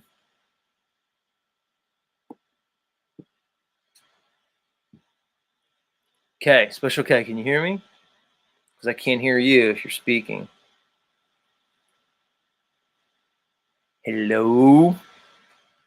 Lovely lady? No Special K. How's this? I'll just do the Special K and we'll just pretend she's here. Yeah, Z? What the fuck, Z? If you guys know Special K, she has the most deep Chicagoan accent I've ever. Special K, is that your natural accent or do you like accentuate it just for some flavor? I'll drop the link again in case you want to try to come back up. She's like, yeah, Z? What the fuck you talking about this morning, Z? You fucking lost you lost your mind, Z. Yeah, this is. I'm gonna bring her up. She's gonna. This. I'm doing a perfect impression. What are you talking about, Z? I'm not too old for a fucking relationship with my boyfriend Jay. Z. Let's bring her up. You there, Kay? What kind of accent is that? It's your exact accent. Dude, you're so off. That's Uh, crazy. All right, so here's what we're gonna do. You try to be me, and I'm gonna be you. All right, we're gonna roll. I like to do certain things. We're gonna role play here. Now we're gonna have the conversation we're about to have, but we're gonna beat each other. See, this is the type of practice that helps each other empathize and kind of jump in the other person's shoes, so to speak. That way we can see each other's perspective. So, all right, I'm gonna be Special K, and you're gonna be Z. I'm gonna start. Ready? Okay. Z. Go. Okay, Z, you're way fucking off this morning, Z. You gotta understand, women really, a 17-year-old is too young for fertility. Women can be fertile up into advanced age. It doesn't really matter. So what, Z, if they need medical science to have the babies and it leads to millions of frozen embryos all around the world? I'm gonna have to cut you off. I'm gonna have to cut you off. You always cut me off, Z. Let me explain something to you. Now listen. You have to understand. Now the earth is flat. Okay? One thing that matters is the electromagnetic field. Okay? Everything else is a theory. Now understand this, because every other scientist will tell you that gravity is actually a fact. Here's the thing, Z. I'm going to agree with Heidi in the chat, Z. You think you're the only one who knows science. You're not the only one. The ladies know science, too. I'm telling you, Z, I have a boyfriend. His name is Jay, and he's okay that I run the relationship and I tell him what to do. He's okay with it, Z. There's nothing wrong. It's a 50. Hey, Z, it's Jay Boogie. She definitely wears the pants in this relationship, I'll tell you. Yeah, I know, but I'm not. She can wear the pants as long as... Because you know what? I just take them off whenever I want. Hey, Jay. Yeah, but I'm not. I'm not Z. I'm K. The boyfriend over here, you need to keep it down, okay? Okay? Oh, yeah, all right. Yeah, so sit on the floor. The pants, go sit down. As far as the pants, it's no big deal because I can just take them off whenever I want, Yeah, so he takes his pants off. Not my pants, her pants. She wears them, I take them off. Okay, settle down, everybody. I'm going to have to cut you off the screen, okay? All right, I'm Z. My homie, bro. Hey, this is Z right here, all right? That's Kristen trying to do a Chicago accent, and she sucks at science, okay? You're talking to Z, the master of science. All right, babe. What's on the agenda for today? All right, hold on. Special K, let's go back to being who we really are. I'll be Z again, and you be Special K. Tell me why I'm wrong. Tell me why when I say that if we're talking about the dynamics between men and women and family and childbirthing and child raising, tell me how I'm wrong that a young woman in her sexual prime is most appropriate with a man in his, let's say, masculine prime. Why am I wrong? Okay, I think I'm going to say it right now. I think the ideal marriage age for men and women, if they're going to get married, I think the ideal, I'm going to put it, I'm going to say a 35-year-old man and let's say a 19-year-old woman. Why am I wrong? You're not wrong. Okay, so let's extend it. Then why would it be wrong for, let's say, a 43-year-old man to even marry a 17-year-old woman? Let's push it. Let's get people really in their feely feels. Okay. Well, why would that be wrong? I don't think that's wrong. And let me tell you why are you up here? What are you going to argue? Come on, just get down to it. Don't equivocate. Tell us what your feelings are. Oh, all right. Shut the fuck up, Z. You sucked at my accent, and I didn't disagree with you at all in chat. Okay, My accent was spot on. It's a freaking. So now I'm going into a Boston. See, now I'm slipping into a Boston accent. No, hold on. Let me no, get in. Let me get in hold here. on, Let me Jay. get in That's here. what I thought the whole time, though. I was thinking Boston, but Jay does have something to say. Go Let, ahead. no, let me get in here. As far as that whole age difference thing, we were just watching earlier this afternoon or yesterday this polygamy thing. This fucking dude has with 120 children. Fucking incest type shit. What do they call it? Polygamy or something? Yes. And these in Utah. some of these daughters are trying to They're- escape out of there and shit, you know? Yeah, they're marrying their cousins. Like, so when it comes to that, like, okay, where do we go from there? You know? That's like a whole nother sick fucking twisted shit, though. I think that's like incest on a whole nother level. Utah, well, the yeah, guy's dude. in jail and running the polygamy from jail. That it's called. Yeah, the you're talking about order. the Mormon guy that was down there in Yes. wherever, But as far as Texas or wherever the dude, fuck they were. Keep it As down, far Jay. as the age thing, dude, they think it's all right, you know? No, but he's 'Cause of talking that about religion. something completely different. I think that as long as a girl is able, or a woman right now like in Chicago, all right, 17 years old, I was told when I got arrested, you're going with the big girls, and I'm like, what the fuck does that mean? That means you're going to lockup. You're 17. You're an adult. So we're not calling your parents. So me and two of my white girlfriends got sent to 51st and Wentworth. Okay. And that's when I found Okay, out. right. So you're saying that you're not a little girl anymore at a certain time. Yeah, exactly. Well, no, the thing is, that's not even it. Okay. I mean, I lost my virginity at an early age. But okay, I'm now not we're going saying- all over the place. Well, most women do. Okay, But that's another thing special, well- Kay.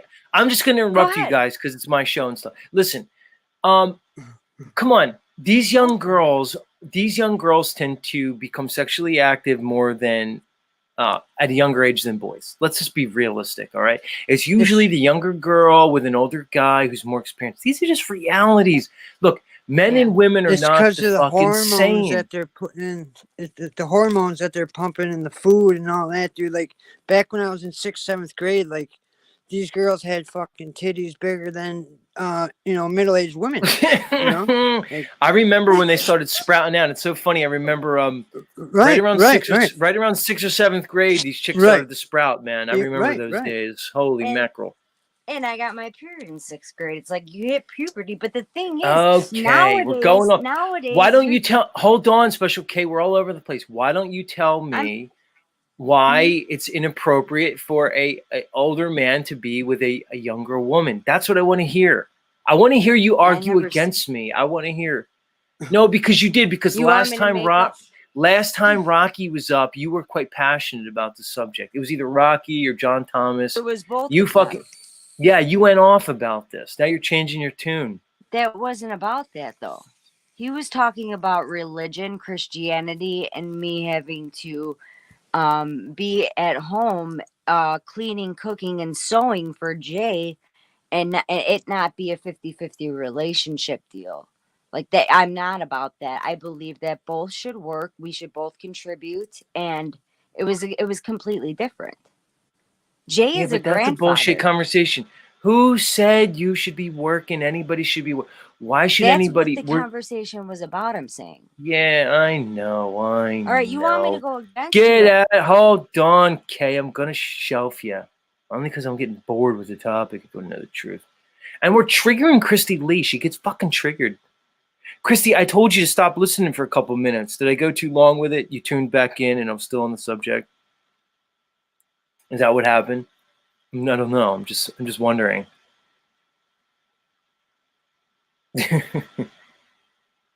Guys, it's almost not even worth talking about at this point because the people who are just in their emotions are going to continue to be in their emotions, just the way it is. It's not really going to be anything else. It's just going to be emotional people giving emotional responses. The rational people are just going to be like, yeah, of course, just the way it is. We accept modern culture as a normal. It's what I was saying earlier in the show, how humans could be conditioned into this new normal. And it seems like it happens quite quickly. where things that were just understood for the entirety of known human history have now become the abnormalities. It could be said, you can go, women in the workforce, women in leadership positions. If you speak up against it now, you're in some way denigrated, disparaged. When for the entirety of human history, it would be absurd to think otherwise. What makes us think we're different? Because we have technology? Has our biology caught up with our technology? No. That's one of the that's the weird juxtaposition that we see in today's culture. We see an advancing technology, but we don't really see any advancement with human biology. Men are still men, women are still women. That holds, that remains. Nature's still nature. The sun still rises and sets. The seasons come and go. The heavens haven't changed. There really is nothing new under the sun. But they're trying to tell you that that's wrong. That in some way we're progressing.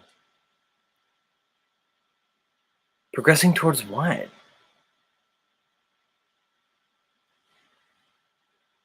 Are you guys there?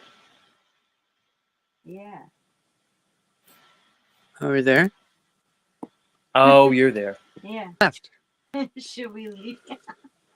Dude, Jay wants to start a channel just to talk to you. I got one, dude. I'm trying to figure out how to do it.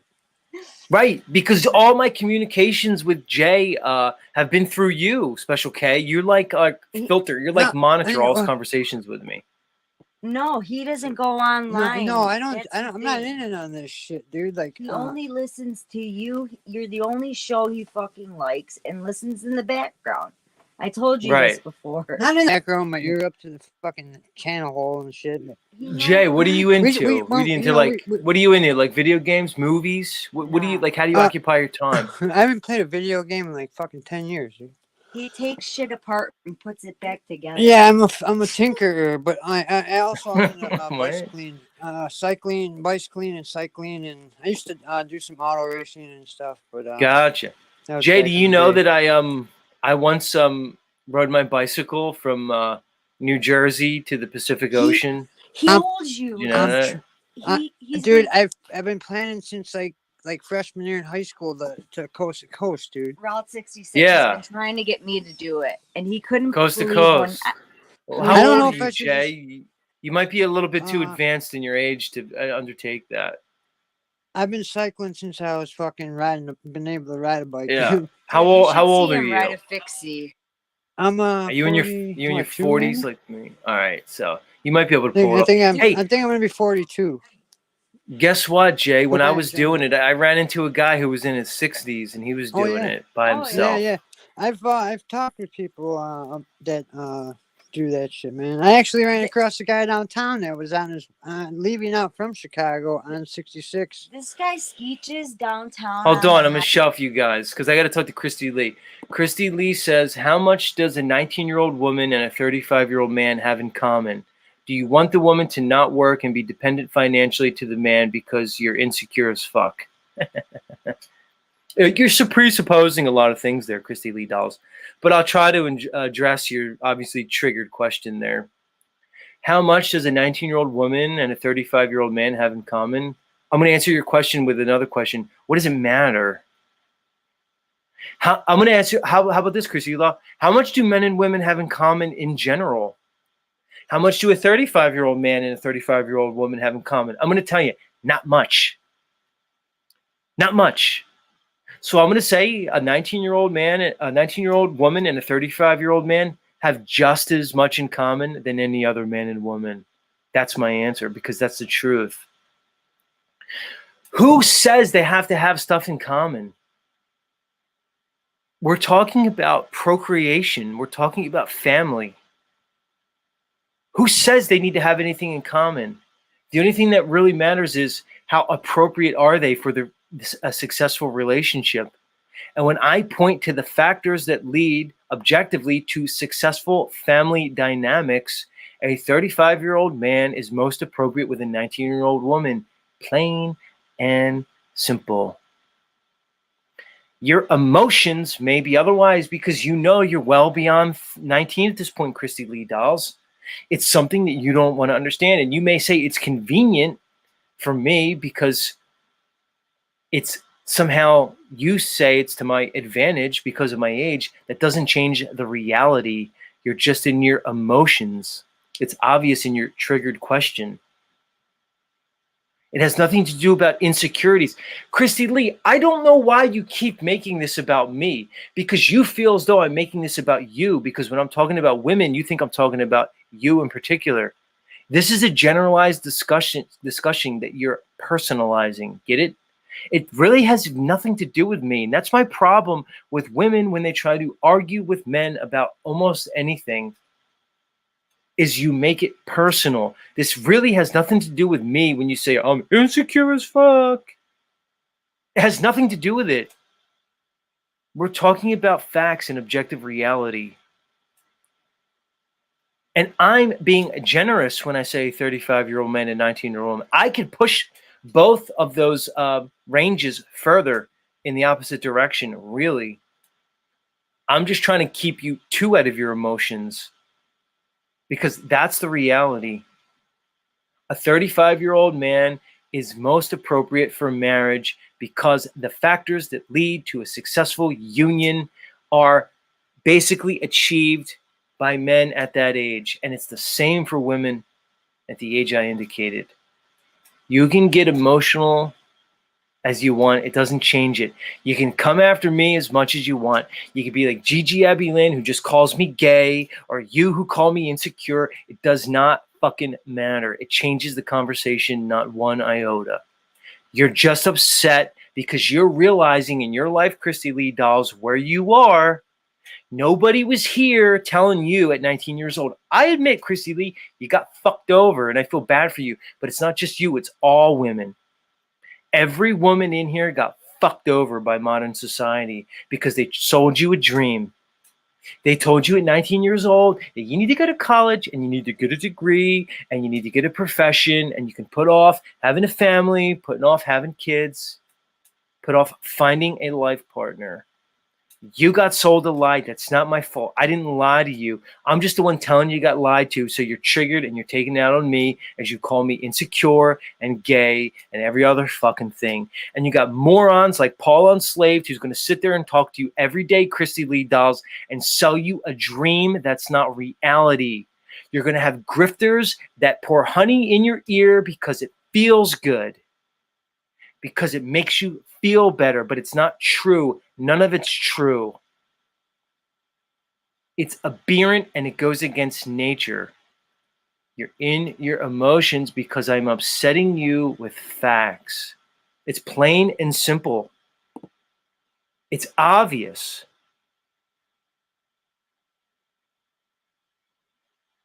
What are you saying to me, Christy Lee? She says, I'm not personalizing it. No, you are. When you say, no, it's obvious Z just wants to fuck a 17-year-old, you're personalizing it. We're not talking about me. Christy Lee, I wish somebody told me when I was young this. You didn't just get fucked over. I got fucked over too. If somebody came to me when I graduated high school and said, look, Z, as if they called me Z in the 90s, but let's just pretend. Look, Z, you're going to be caught up with all these chicks. You're going to go to college and there's going to be a bunch of like phenomenal fucking women around you that are just off the charts hot. They're going to be exploding with hotness, and you're going to be really, really interested in them. But realize that they're not for you. Okay, there may be the interaction here and there. You may be able to enjoy different relationships with these women on different levels, but they're not for you. You're not anywhere near where you need to be as an 18-year-old man to entertain even the fucking thought about sex, procreation, children. It's not appropriate for you. You have many years to go before you have reached a status in the community, in society, in this culture where you can successfully participate in that endeavor. I wish somebody told me, Christy Lee. I wish. And maybe there's a young guy out here that's going to hear what I'm saying. and it may benefit him. So as much as you can get triggered, you're not going to stop me from talking about this. I'm not saying you're trying to, and I appreciate your feedback, but I'm pointing something out to you. It's a disservice to both men and women. If somebody at a young age came to me and said, look, don't worry about trying to convince a woman, because then maybe the 21-year-old me, Christy Lee Dolls, wouldn't have tried to get engaged and get married and try to participate in a relationship with a similarly aged woman, knowing that there's zero chance it's going to fucking prosper. I could have spent that time building. I could have had realistic expectations for my future. And that goes for any 18-year-old who realizes the simple facts that I'm pointing out, that everybody wants to ignore, and indeed that all mainstream culture is trying to obscure and lie about. Is if somebody told me when I was an 18-year-old man, you are not appropriate to participate in a family until you are established, and it takes time, energy, and attention, and it takes work. You must mature, you must gain skills, you must gain knowledge, you must gain resources, you must gain confidence, you must gain a certain social standing before you can participate in starting a family. And that is not going to happen to you when you're an 18, 19, or 20-some-year-old man. It is only after a certain period of maturity where you can be in a position to even think about it. I wish somebody fucking told me that, but they did not. Why should I leave a whole generation of men out to the slaughter? Why should I leave young men that I interact with, that are friends, family members, acquaintances, people in my community? Why should I obscure the truth from them like it's been done to so many men? Why should I participate in this mass delusion that's being perpetrated upon humanity because it's convenient? I refuse to do so.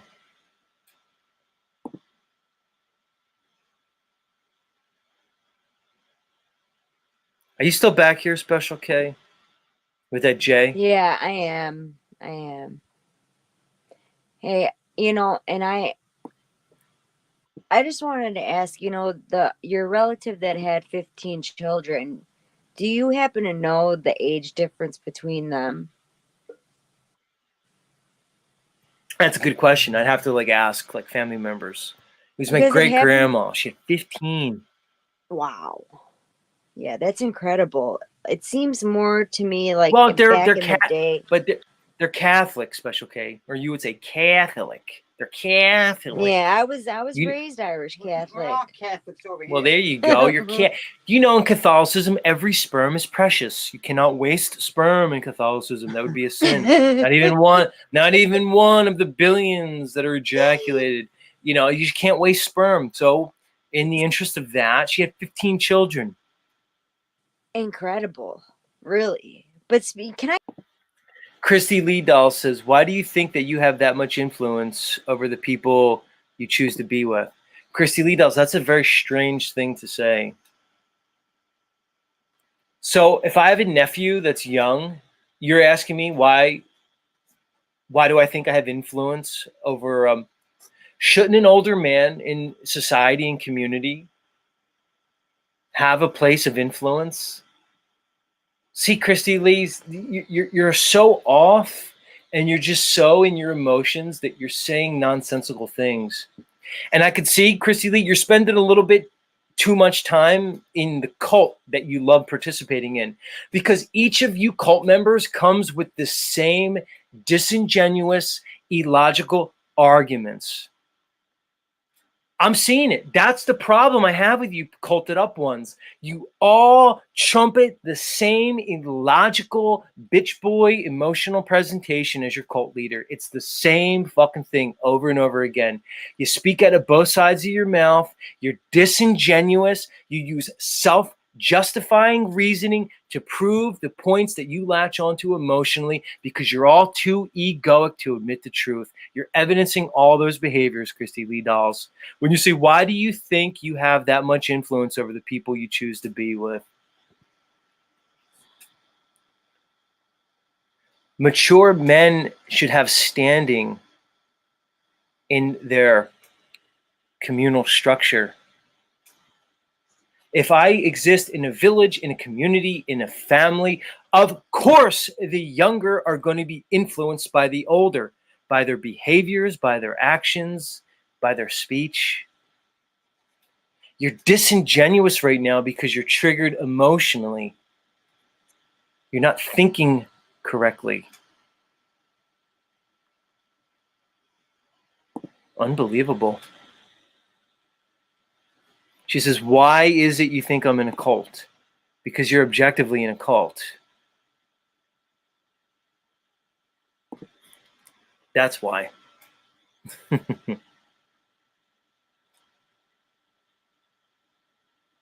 Our poll says real mouthy. Our poll says you're mouthy, Christy Lee Dolls. She is mouthy, but like, what do you expect?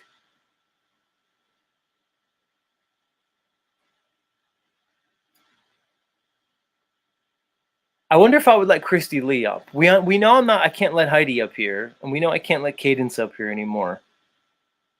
I'm not sure. I haven't decided what to do with Christy Lee Dolls. I don't think I have to because I don't think she's particularly inclined to come up here and speak. What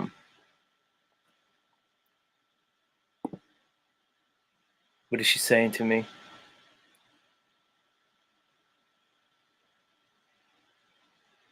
She says, you're not mature. I never claimed to be. Again, you're bringing it back to me again, Christy.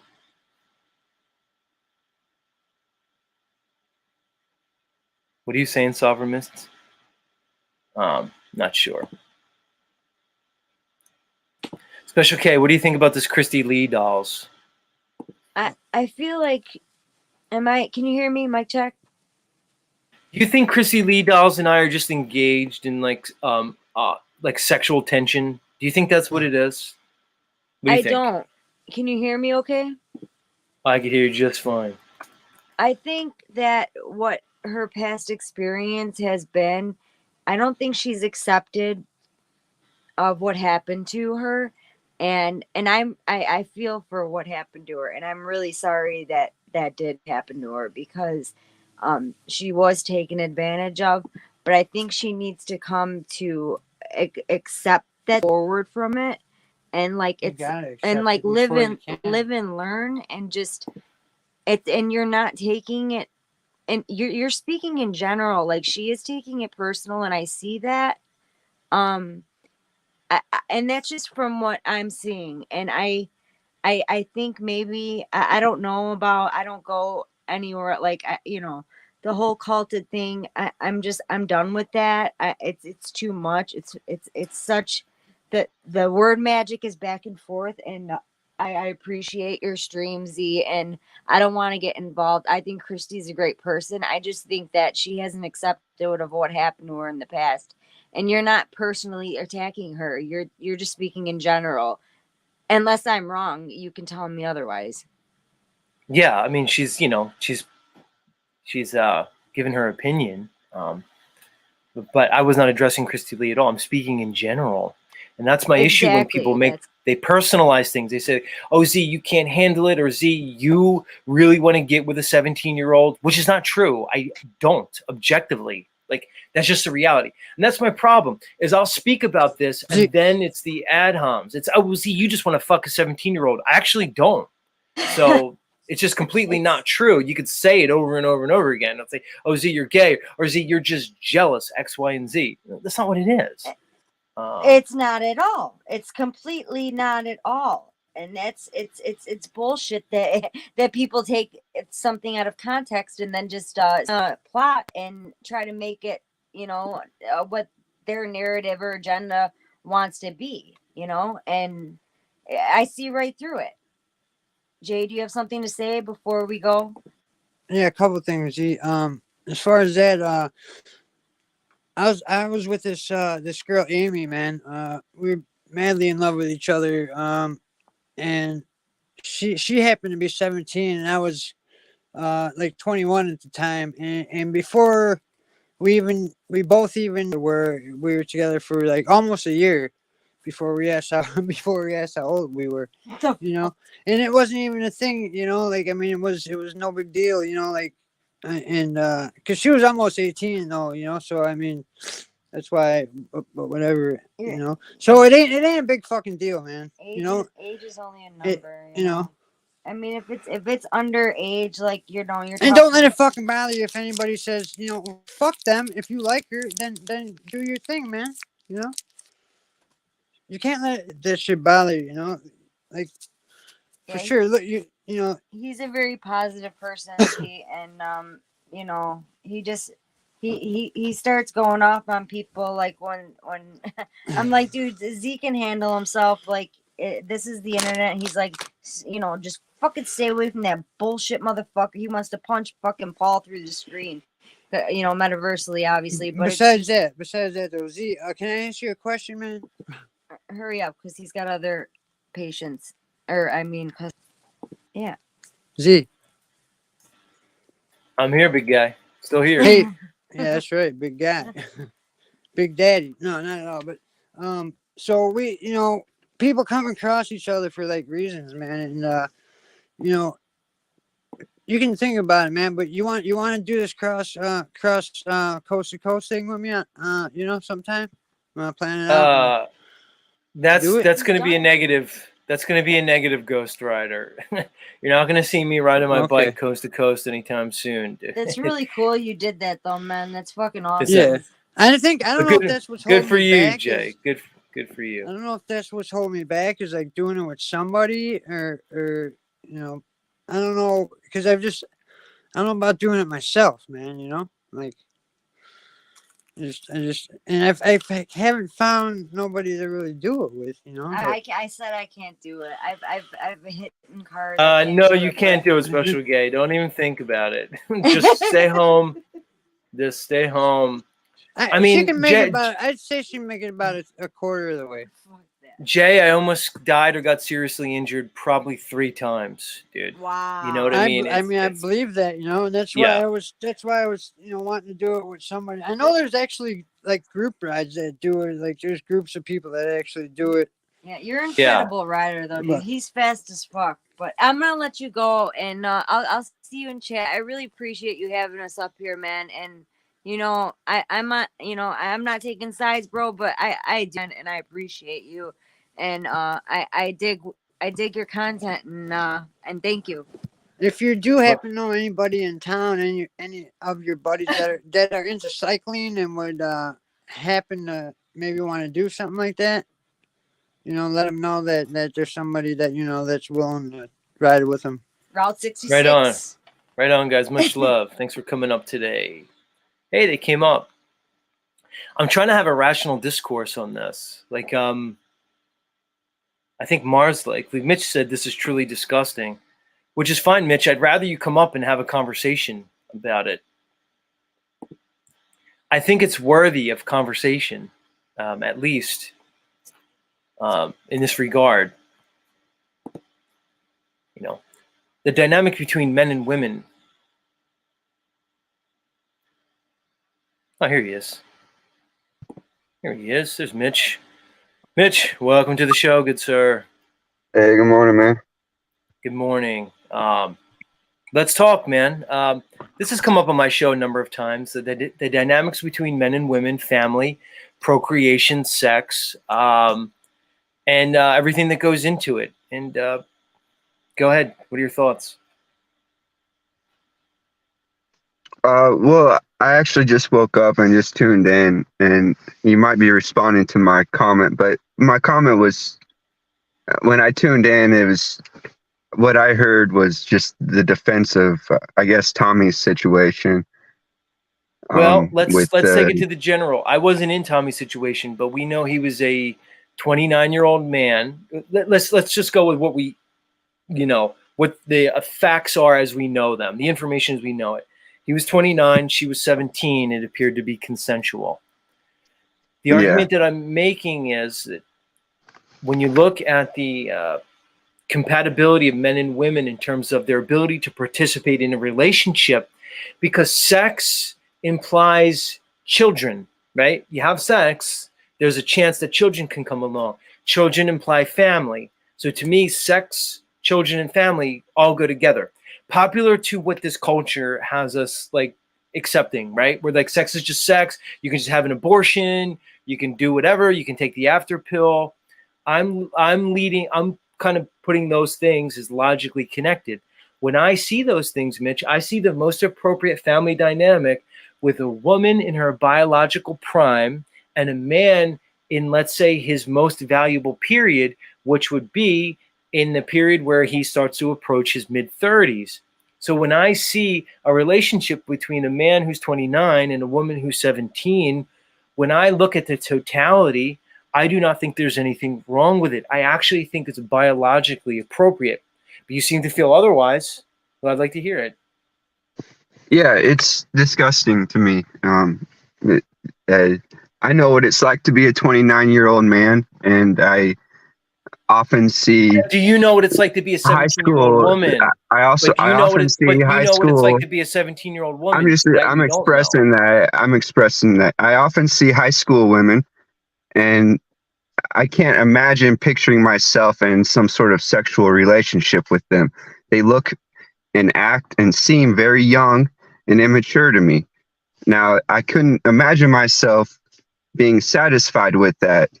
And I just think it's gross. I think it's gross. I don't think that I'm going to weigh in all those other factors. To be honest with you, I don't know. Maybe it is biologically appropriate, but I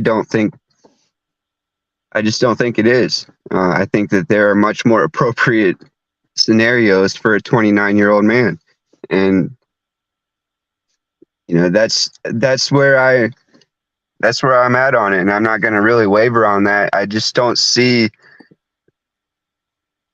I don't see that as an appropriate relationship, man. I don't. There's nothing that will really convince me, Okay, let's. Is it the changing times? Because let's look through history. Would you have made the same comment? Let's just take a thought trip to some other time in history. We weren't there. We don't even know. They could have lied about history. But Sure.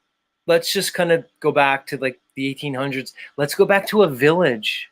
Let's go back to a tribe even. Would you have the same thoughts? Yeah, I would say so. I mean, I can't really say for sure, hypothetically speaking, but yeah, I would say that I would have the same thoughts no matter where I'm at. For sure.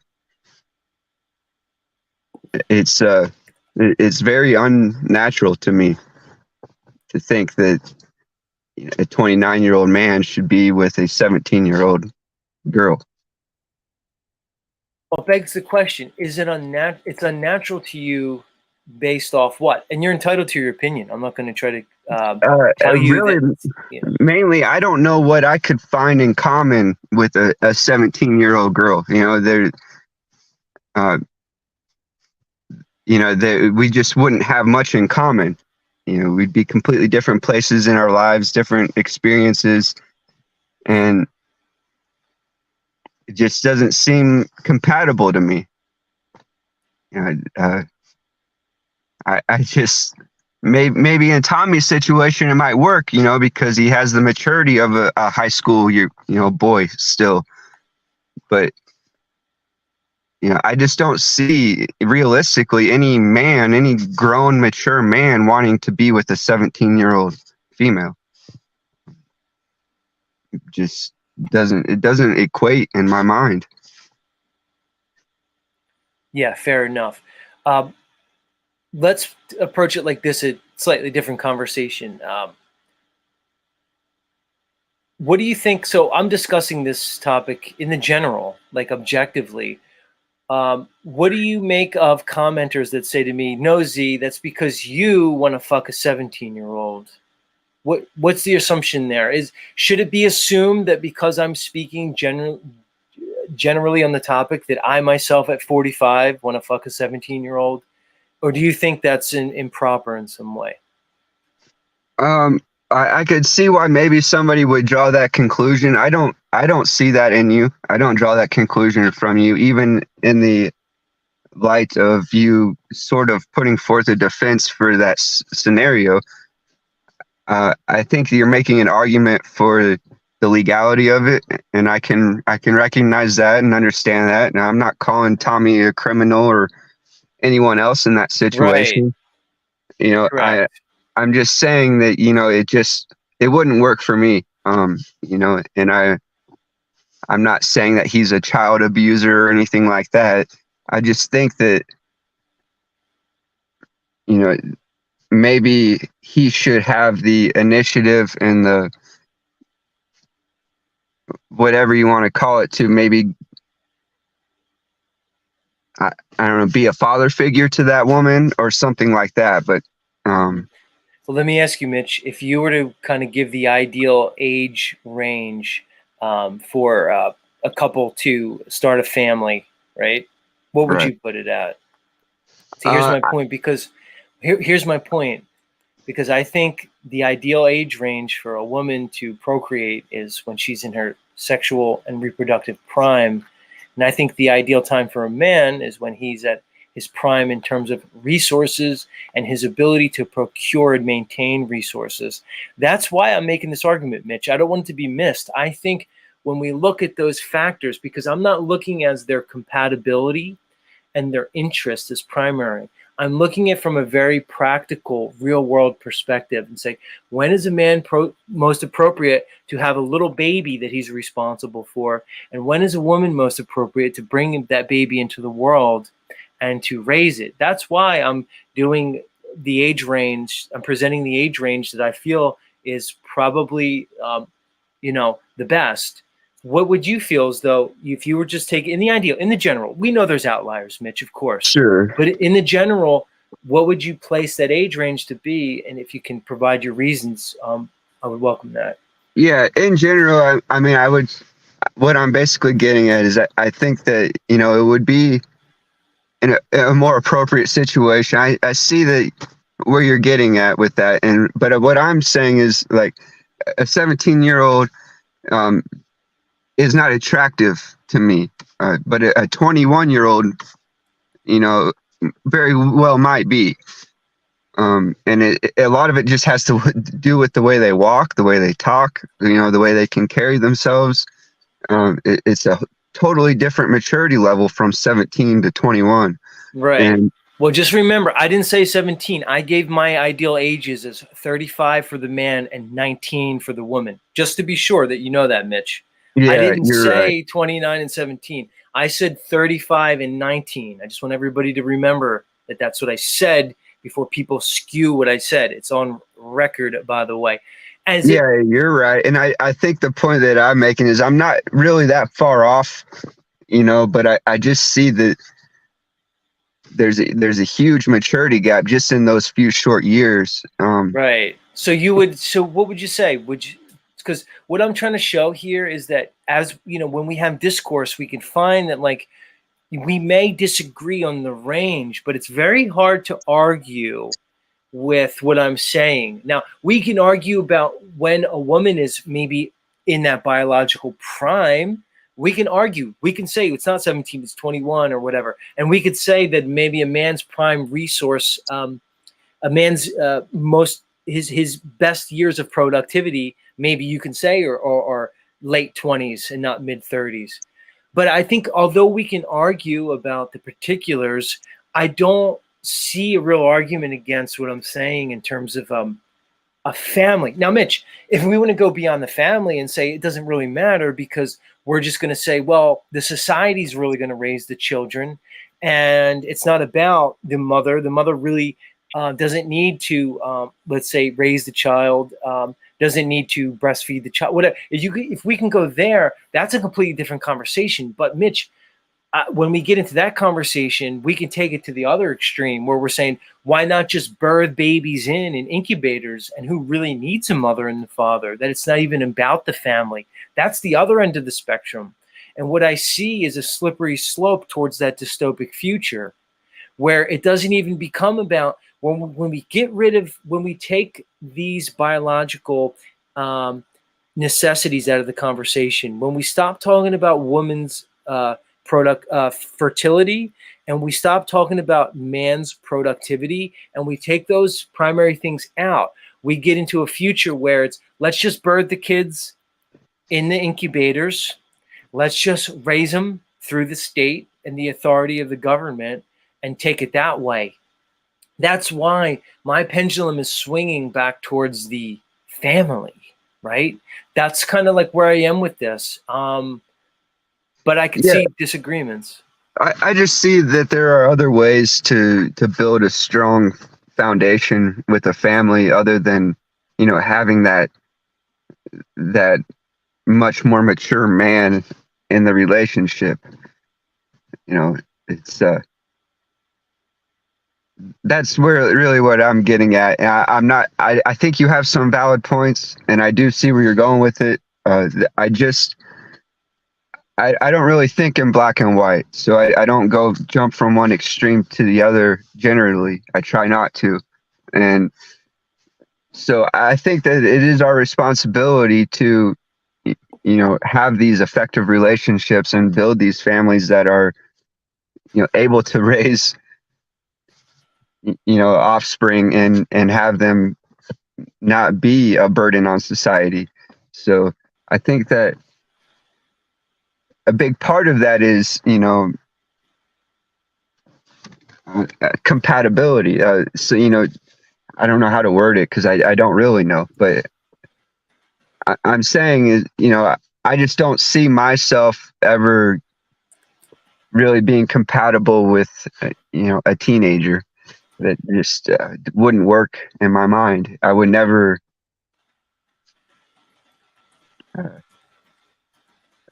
feel satisfied in that situation. It would just, you know, it's fair hard. enough. I don't know. I don't know where to take this really, but because I see where you're getting at, man. I do.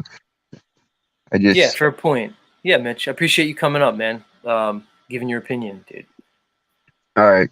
Yeah, well, I appreciate you having me up and shit, you know.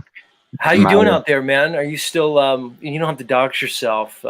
You still in the Rocky Mountains? How's the weather? I'd imagine it's starting to get a little chilly out there, huh? Yeah, I'm still in Colorado. It's like 17 degrees right now, probably 8 inches of snow on the ground, but it's oh, wow. Really? Yeah. Yeah, so it's any I thoughts love of it, heading south? Any thoughts of heading south, or are you going to stick in Colorado for the winter? I'm not sure what I'm going to do exactly. I think I generally, last few years, I've been heading down to Arizona. I have a bakery job that I like to work at during the winter in Scottsdale, but I don't think I'm going this year. I'm going to try and head out east and do my exploring on the east side there, because I haven't done much over there. But yeah, I'm not sure what I'm going to do. I stayed here in Colorado until it got down to -17 last year, so I can rough it pretty till it gets pretty cold. But Mateo wants you to come visit me on the East Coast when you come here. And interestingly enough, Uncle Bear Juice said his door's open for you. Oh, you guys are awesome. He's in Florida though, man. He's down in Florida. South Carolina is really nice, Mitch. Like this time of year and like the winter and stuff. In a lot of ways, Mitch, would love to format my life and my lifestyle where I could follow the seasons, right? So like, okay, like this time of year in October, it's great where I am, man. Like it's been like 78, which is a little warm. That's a little warm for here, but you know, high 60s, mid 60s to low 70s, even upper 50s, beautiful, right? And same thing in the spring, but you know, I'm trying to get it where wintertime comes, man, I want to head south, and summertime, I want to go north. So ideally, my life would be structured where I could migrate for the seasons. And Mitch, I've said this before in my show. I feel like that's a more natural, let's say, state of man and women is to follow the seasons. Like, who says we're all just supposed to like live in these like permanent structures of homes and towns, and that we're just basically supposed to accommodate the elements? We're almost fighting nature at that point. Everybody's got an air conditioner in the summer. Everybody's blasting heat in the wintertime. Don't you think it would be a more natural idea of humanity if we were more like nomadic in a sense and migratory, much like you see the presentation of like the Native Americans, where you would move with the seasons, man? I mean, it makes so much more sense to me, Mitch. I don't know. Do you have any thoughts on that? Yeah, I completely agree. I think you're onto something.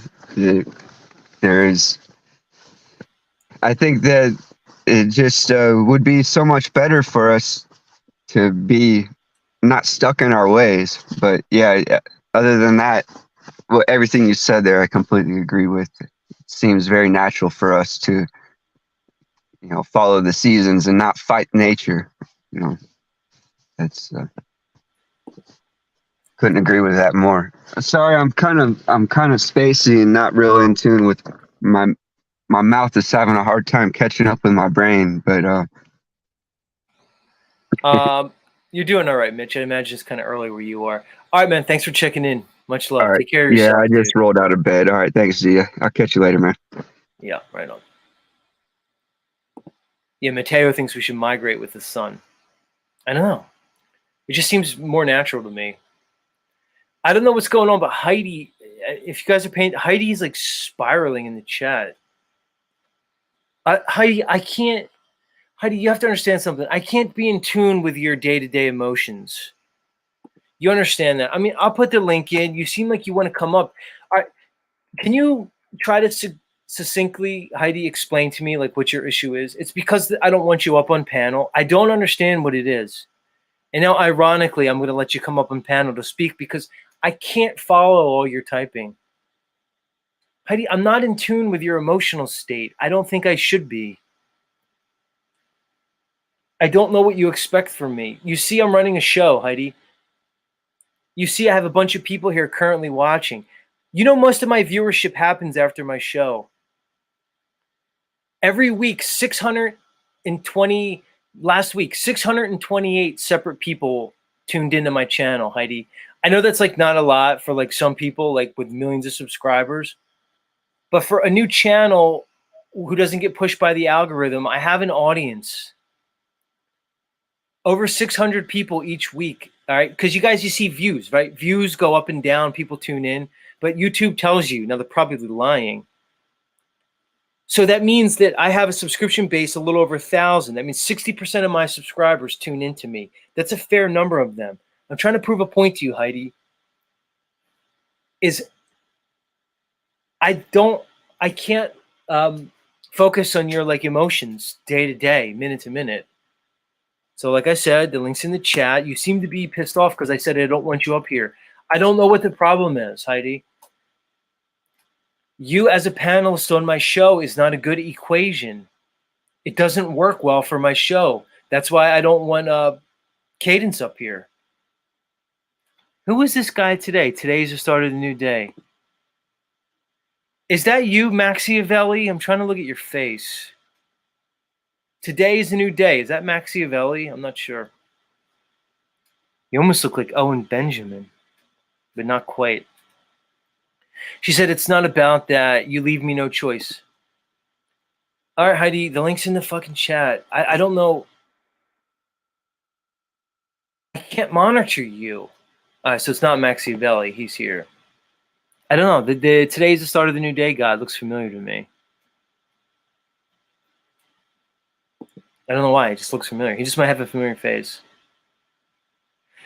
Here's DeFreak again. DeFreak, how many times? He says, Zetetic Warrior, why couldn't you and Paul ever do some sort of collaboration, even if it was a good cop, bad cop scenario?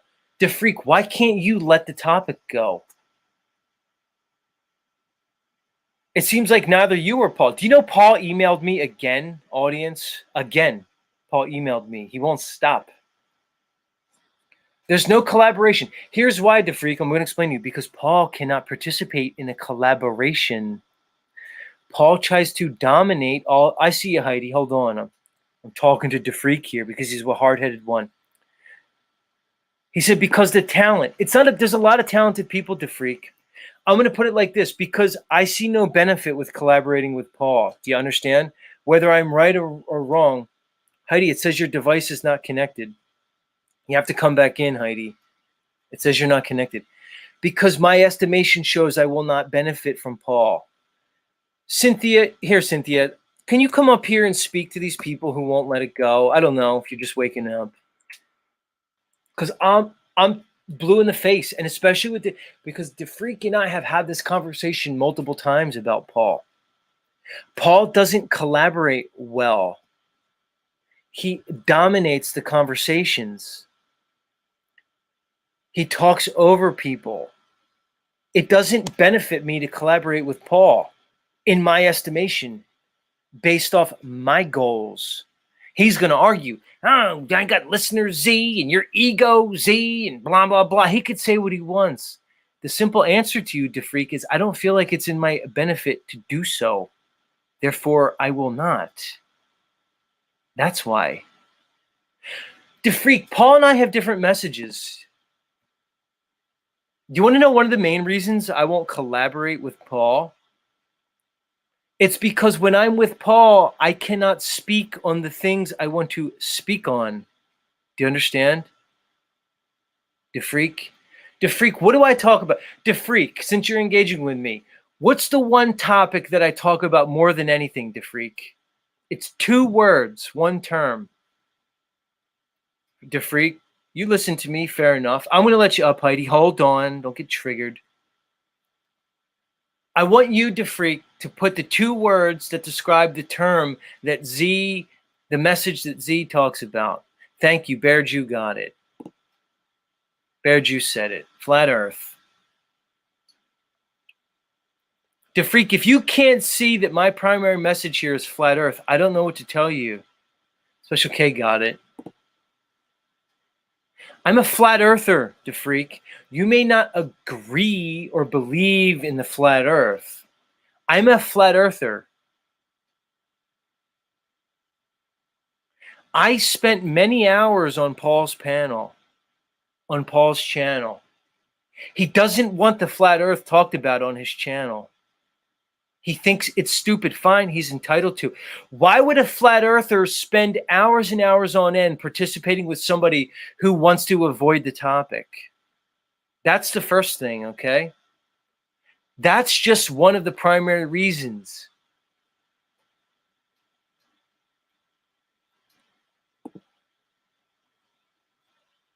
Let me let Heidi up.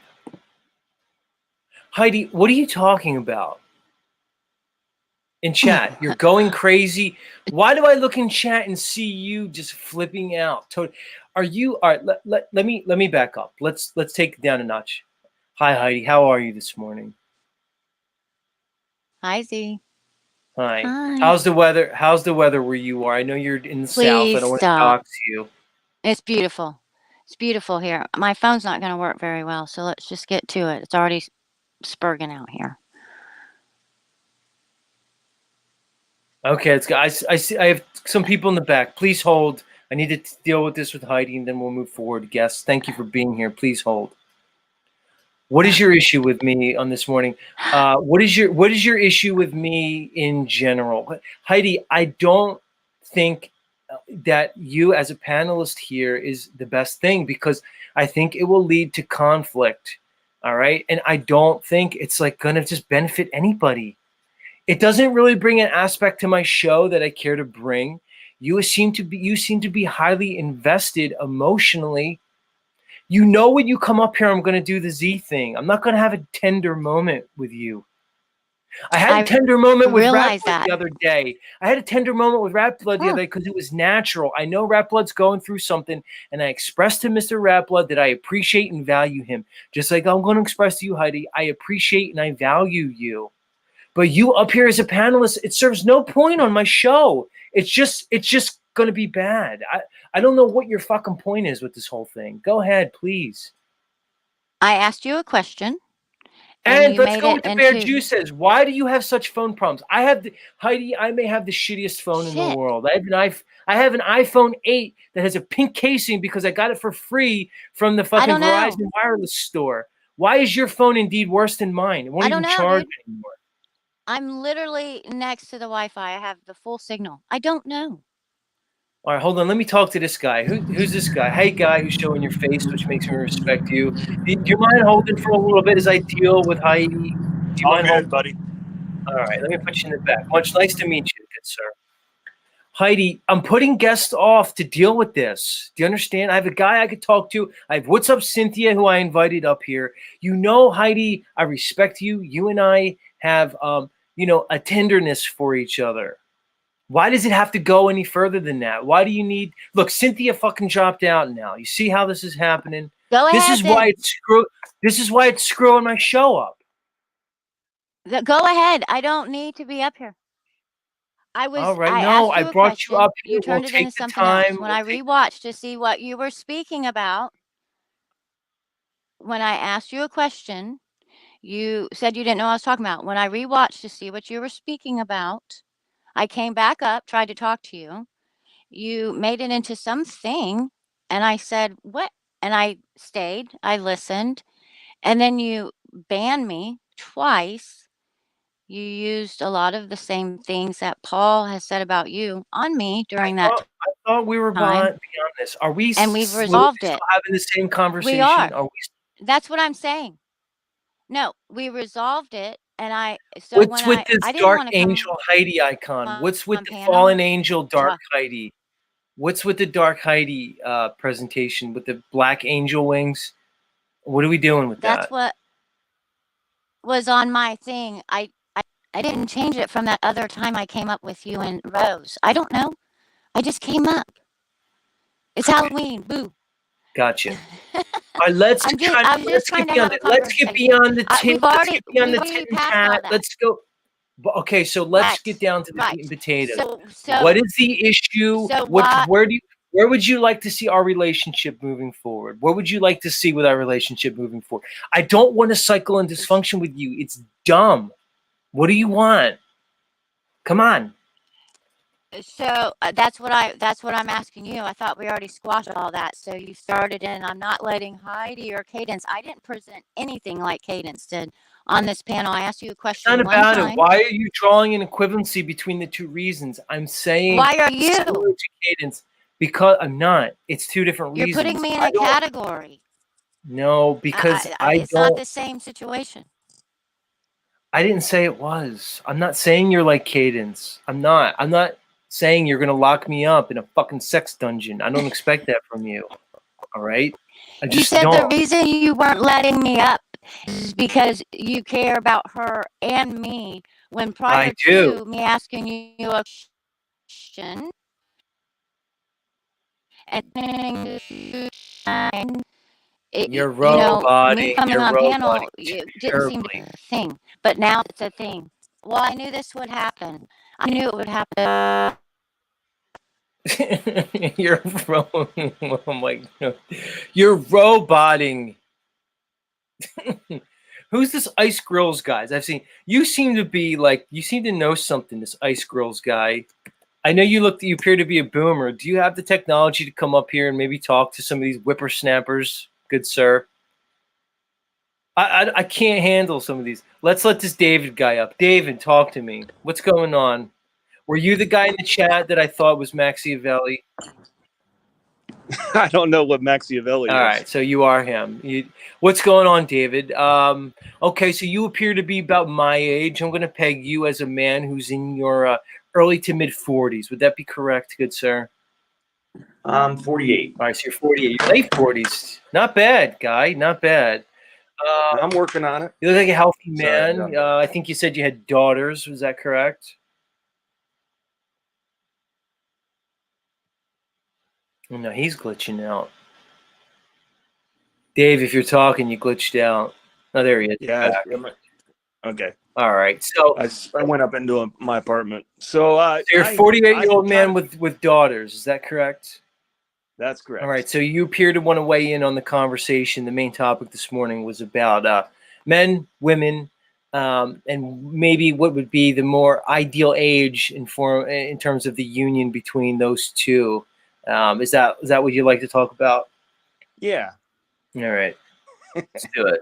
I've never What are actually your done thoughts? this before, so I Well, you're think doing that- good, man. You're doing good. You look like you are an affable person. You have an aura to you of affability and general. You look like you're a pleasant person. So that's my first impression of you. Let's proceed. Go ahead. You're doing fine. So I would say, I think your age is. I mean, where are you getting the reproductive value at 19? Well, here's my thoughts: is that when a woman enters her the reproductive stage of her life, we can look at the life cycle of a woman, right, David? Okay. It doesn't even have to be a woman. We could look at females across, let's just take mammals, all right? I mean, when we really talk about certain things, there's many commonalities we can make to other species that we see here on this earth. I'm not equivocating humans and animals as such, but let's just look about the most primal thing men and women do is sex and procreation, right? That appears to be quite primal. There appears to be certain. I think Go that ahead. they do it for procreation, though. I mean, that's one of the problems that I have with our society. I think that we have made sex a pleasure, and there's pleasure in sex, but that doesn't mean that's what it's for. I think it's for Right. procreation. And Right. So you and I could generally agree on that. We can agree on that generally. So you asked me about why I think a 17-year-old. Now, I didn't say 17. I said 19. I caught you said 19. Gotcha. All right. So here's why I say 19, because a woman enters into her sexual phase of life, let's say when she begins her period, when she's reproductively viable. Yeah. Now that happens quite a number of years before the age of 19, typically. Yeah. Can we both agree on that? Yeah, I have 4 daughters. All right. So when can we say on the average that women enter their reproductive stage? 12, 13? Yeah, early teens. All right. Now, when I say 19 is probably the prime age of sexual reproduction, let's just say 19 to 23. We don't have to just make it 19. I'm getting better with 23, 20. My contention is 23, 24. Okay, but here's my point, David. You made the same argument that Mitch made, which I can see. We're now just getting into semantics because neither you nor Mitch argued about my point that a woman's prime sexual reproductivity is probably the primary factor that should be considered when we talk about sex and you have a having secondary babies. point, though. You have a secondary point of the 35. And although I would agree that, so I think 35 is a little old for a man to start thinking about having children. All right, so let's go on that because I'm going to disagree with you because David, I'm going to say that 35 is actually a little young. So you and I could probably have a better conversation on this point. Okay, we can say about the woman thing, the sexual prime is probably her best time to start. We may disagree on a few years, give or take, but it doesn't seem like because David, there will be men that will come up here that will push the age younger than 19 and 17. Sure. There's going to be men that are going to start saying 15 and 16, and we could look at the Jewish ritual of the Bat Mitzvah. We can look at the Hispanic ritual of the Quinceañera and even the Sweet 16 to point to cultures that would push that age younger. But you and I don't seem to be arguing that. You and I seem to be more of more, let's say traditionally, let's say rational conception of that. But you and I are disagreeing on the guy because I'm going to say I was pushing it 35. I would even say 40s for a man, but you're going to go younger. So why do you say that a man is more biologically appropriate at younger than 45? I think based you're off pinning it to finances, and I believe that,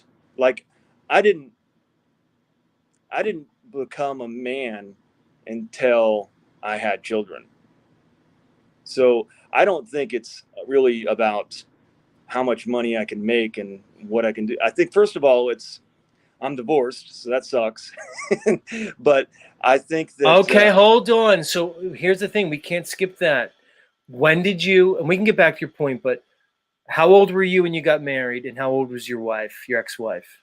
So I mean, we were in prime age for what I would think would be the appropriate age, but we didn't get married. Which is what? Do you care to say the numbers? I mean, you're not going to dox I yourself think I by was saying. 29 and she was 26. Okay, so you got married in what society tells you is most appropriate. But we got At married 20 because we had a baby. We didn't like do it the way where we and decided Even to get so, married. it's the same conversation. No, there's a big difference between a couple that gets married and then has a children and a couple that gets married because they have a child. Right, but let's take it. Here's the thing, you know, you were 29, she was 26. Your marriage didn't work out. Now, I don't want to just, contradict myself and point to your particular circumstance and try to make an argument about it. But we can look at it as a case study at least, because what happened to you and your wife is what happens to the majority of marriages. People get married based off the dictates and understanding of society. 29 and 26, a 29-year-old man and a 26-year-old woman would very likely be society's conception of the perfect marriage age. If they have a child if they get together, become married, and then have a child, I agree with you. That's not what it's a very complex conversation, and there's a lot of different factors to it.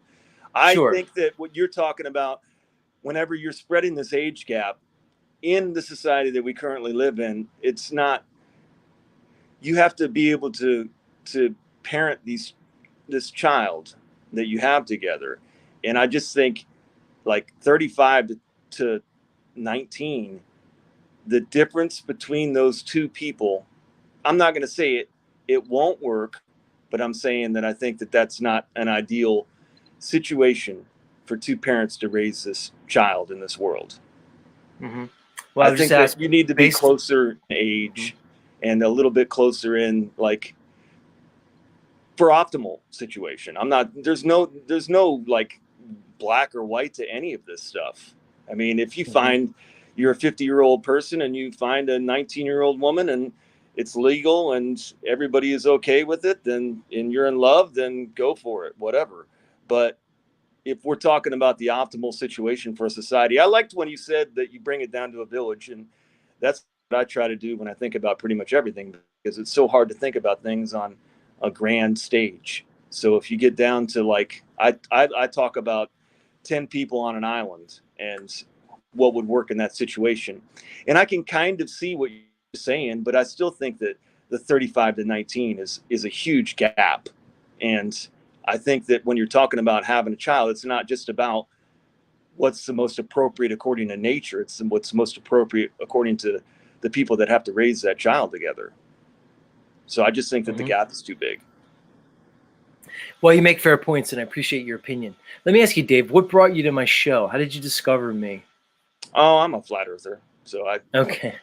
You're one of those. You're one of those flat earthers. How's that working out for you, man? Because one of the things that I like, if you've watched me for any degree of time, Dave, you know that I'm particularly focused on like the inner dynamics of personal relationships, right? And one of the things I focus on is the emotional and the real life logistical impacts of being a flat earther. Right. How has it affected you in your life? I mean, I don't want to give you any leading questions. I'll just ask you that. How's the understanding that you have, whether people think it's right or wrong, truth or not, you understand, you accept a model of reality that goes against the conventional presentation, right? How's that affected you in your life? I mean, it's turned it upside down. I was a corporate manager, and now I'm a DoorDasher. I don't want to even do DoorDash, honestly, but I don't really have a choice. I have to make income. And at least it leaves me outside of like the structure of all the lies. And it's not just flat earth. It's like all the lies that are in our world. And it's tough. So it's nice to have shows that you can go to and listen to and at least have some. I mean, I don't agree on everything you say, obviously. And I don't agree with a lot of the content creators, but at least there's like a platform of some understanding that it's all lies. And it's tough. It's tough because you have to get up every day and keep moving in the world, and you really don't have much of a voice, and most people aren't going to listen to you when you do talk. So you try to explain what you can, plant seeds where you can. And I don't, I learned a long time ago that you really can't get into arguments with people about any of the major subjects that we've talked about when it comes to conspiracy theories, if you want to put that label on it. But it's hard. It's a hard world, and a lot of us are living in it. And I know more people are waking up. I mean, it's obvious. You can see it. It's kind of that vibe that you get from people when you're walking around, and there's like little trigger words that you can hear and say to people where you're like, hey, I bet that you don't think the moon landings were real. And so it's nice to see that it's growing, but it just seems like it should have grown and blown up so much faster and bigger. Well, it's interesting you say that. What do you think has prevented it? Because people can argue both sides. It seems like more people are coming to this understanding. Do you just think there's something in people's mindsets that prevents them from really embracing this? Because, I always talk about this, is that people at some point when you're presented with information and choose to reject it, you're then actively choosing to live in the fantasy that they're creating for us. You're choosing to live in the illusory reality that they're presenting because it's convenient, because maybe you keep that corporate job, David, if when you were presented with this information, if you made a decision to reject it, you may still be in that corporate job and not doing DoorDash. Do you think it's just that they've created a system and they have people so bought into the system that people are just too invested it's in investment. this? It's the money and the time. I think it's status, money, and time. If you'll notice, most truthers are not really well established, in my opinion, from what I've seen. Most of them are kind of on the outskirts of society a little bit. It's easier for them to accept the full pill, so to speak. Is it the blue pill or the red pill, whatever the hell pill it's supposed to be? But it's easier for them to take it because I had a lot to risk, and it's, I was popular on Facebook and, had a lot of friends, and I was a intellectual person that most people kind of would listen to me. And now it's, a little bit worse than that. It's not. It's funny how that happens. It's funny, David. I don't know how much you know about my history, but I was a part of a doctoring profession. Okay, I owned my own private practice, and then I went to a pediatric hospital. And not only was I a provider, but I was in management too, right? So I've seen a lot of things, and so much like you, I was a professional participating in that world, right? Like you said, when I was that guy, boy, people had a certain image of me, right? I had a certain, like you said, like a status or a standing when it came to people's interpretation of my intellect. It's funny how quickly that changed when I was more vocal about my true understandings and feelings about the nature of this reality, and how quickly that changes. And it just shows what kind of scrutiny people are under when they face truth. Without, giving too much up, can you tell us a little bit about in the particulars that led from you moving away from this corporate David to the David we see here that's basically, trying to eke out a living through DoorDash? I mean, I imagine your income is much less as a corporate guy compared to DoorDash. It's tough. I should be DoorDashing right now, but I was like listening to your show. And then I went to go do my, I had where you shop and deliver. And I woke up this morning and I left my wallet on my nightstand. So I got there to do the shop and deliver, and there's a red card that you have to use to check out your items, and I didn't have it. So I had to cancel out the order after I got all the stuff. So it was a bummer. But so here's what led me. I was kind of estranged from my kids. It was right after the COVID. I had went on a big brother's trip to the Grand Canyon I had two natural brothers and a stepbrother. We had an awesome trip. I was, I didn't drink and smoke. I quit that about 6 years ago, but I did smoke weed. So I was pretty high the whole trip. I had a pretty amazing moment at the Grand Canyon. It was cliche, but there was a moon, it was full, and I felt like I had a connection with the moon. And it felt like something was bigger than me. So I'd been an atheist pretty much my whole life. So that was what kind of sparked me. But then I came home, and there was some drama in my family. One of my kids had found a pinch hitter. And so they made a big deal about me smoking weed. And this was before it became legal in Missouri, which it actually is now legal. But anyways, it became a big thing where I was kind of estranged from my kids for a little bit because it was just some drama going on. So I came back from this amazing trip and kind of got kicked in the balls. And so I was pretty down, and a friend handed me the Tao Te Ching. This is kind of long. I'm sorry. I'll try to make it quick. And the Tao Te Ching is an ancient writing from China. And I was high when I was listening to it, but it became like a big part of me. And it talks about the way and living in a different way. And I think it's a good connection for a lot of people that are in the truth community. So later I found another version of it, and it was a narration by Eric Dubay. And it was like more of a modern take on it. So I listened to it, and I was like really digging it. And so I didn't even know he was a flat earther. And I reached out to him through Facebook Messenger, and I got in touch with him, and I wasn't sure if it was really him or not, but he kept playing back and forth. And I was like, this was awesome. And then he goes, well, you should look into flat earth. And I'm like, dude, I just like found this really cool thing, and it's really making a connection for me. And you're going to tell me about flat earth. And so then I like was obviously not into it, and I kind of pushed it away. And then I kept looking into it, and it really didn't take me very long. I heard a lot of people that say they had to go and study and all this stuff. And I really kind of connected with it. He was so articulate. And I was like, this guy is so smart. There's no way he would be running around talking this junk if there wasn't something to it. Right. And You know what's funny, David? You gave him a degree of latitude and understanding that people aren't giving you. See, you said, oh, Eric Dubay's a smart guy, had a good impression of him. He said this flat earth thing. Let me investigate it. People didn't do that in your life. All these other people who thought David was such a smart, intelligent guy, why aren't they giving you that same understanding? What is it in you that makes you different? I always wonder that, like, what is it about guys and dolls who can see this obvious truth?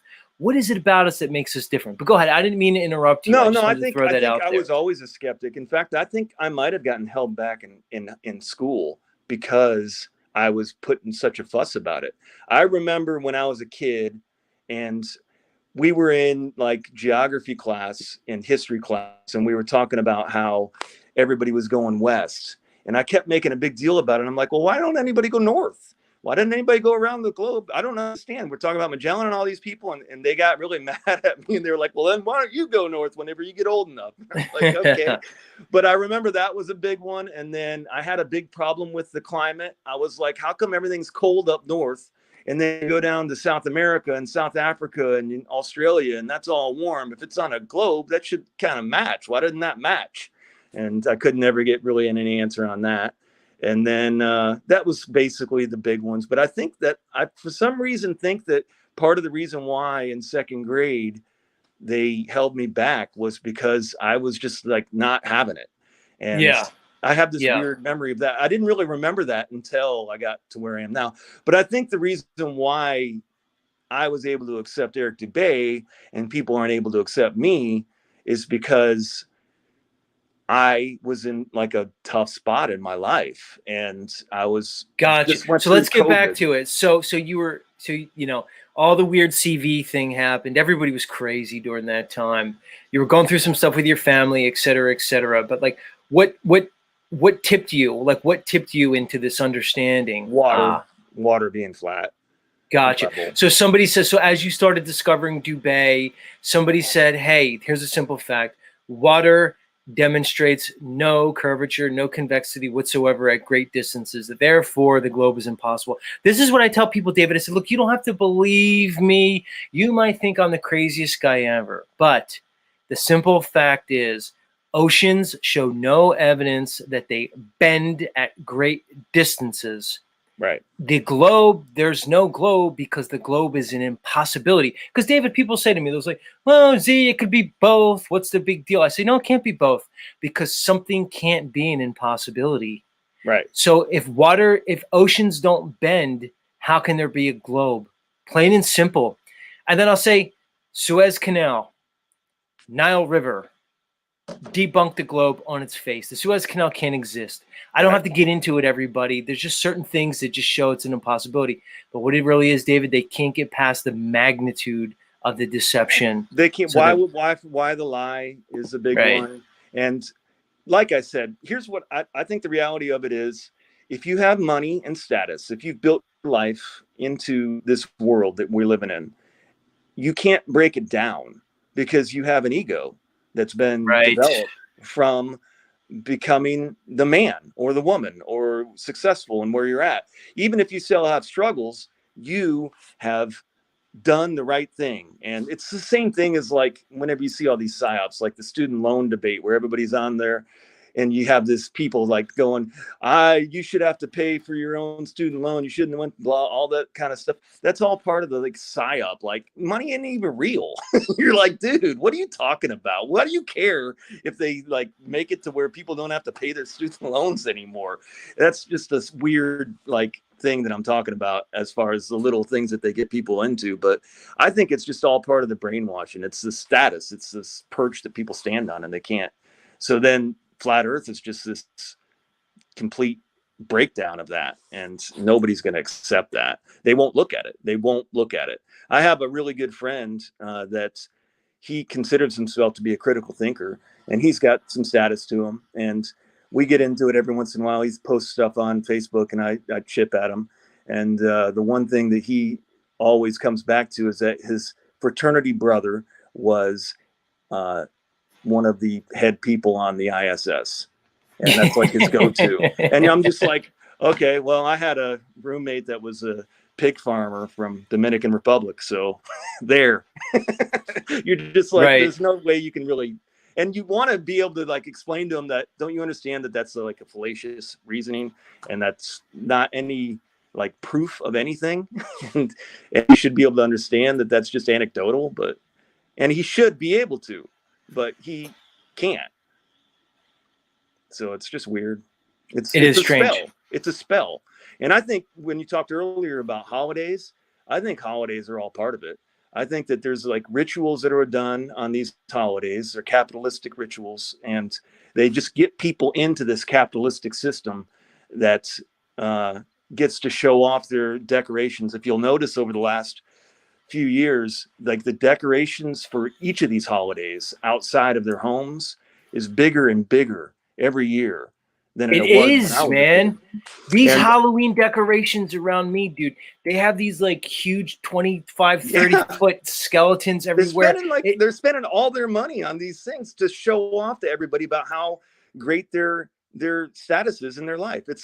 It's called the Puritan work ethic, is what my professor back in college used to talk about it, and that's what like is the baseline for our society.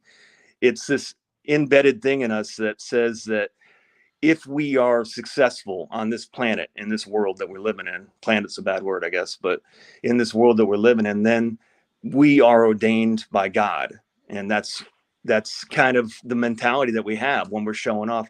And you see it with kids too, like doing their big graduations and showing off all this weird status that they have. And you say you're doing it for your kids, but you're really doing it to show everybody that, look how good parents we are. And it's just a mess. So how do you break through that when they're just Right. like stuck in that?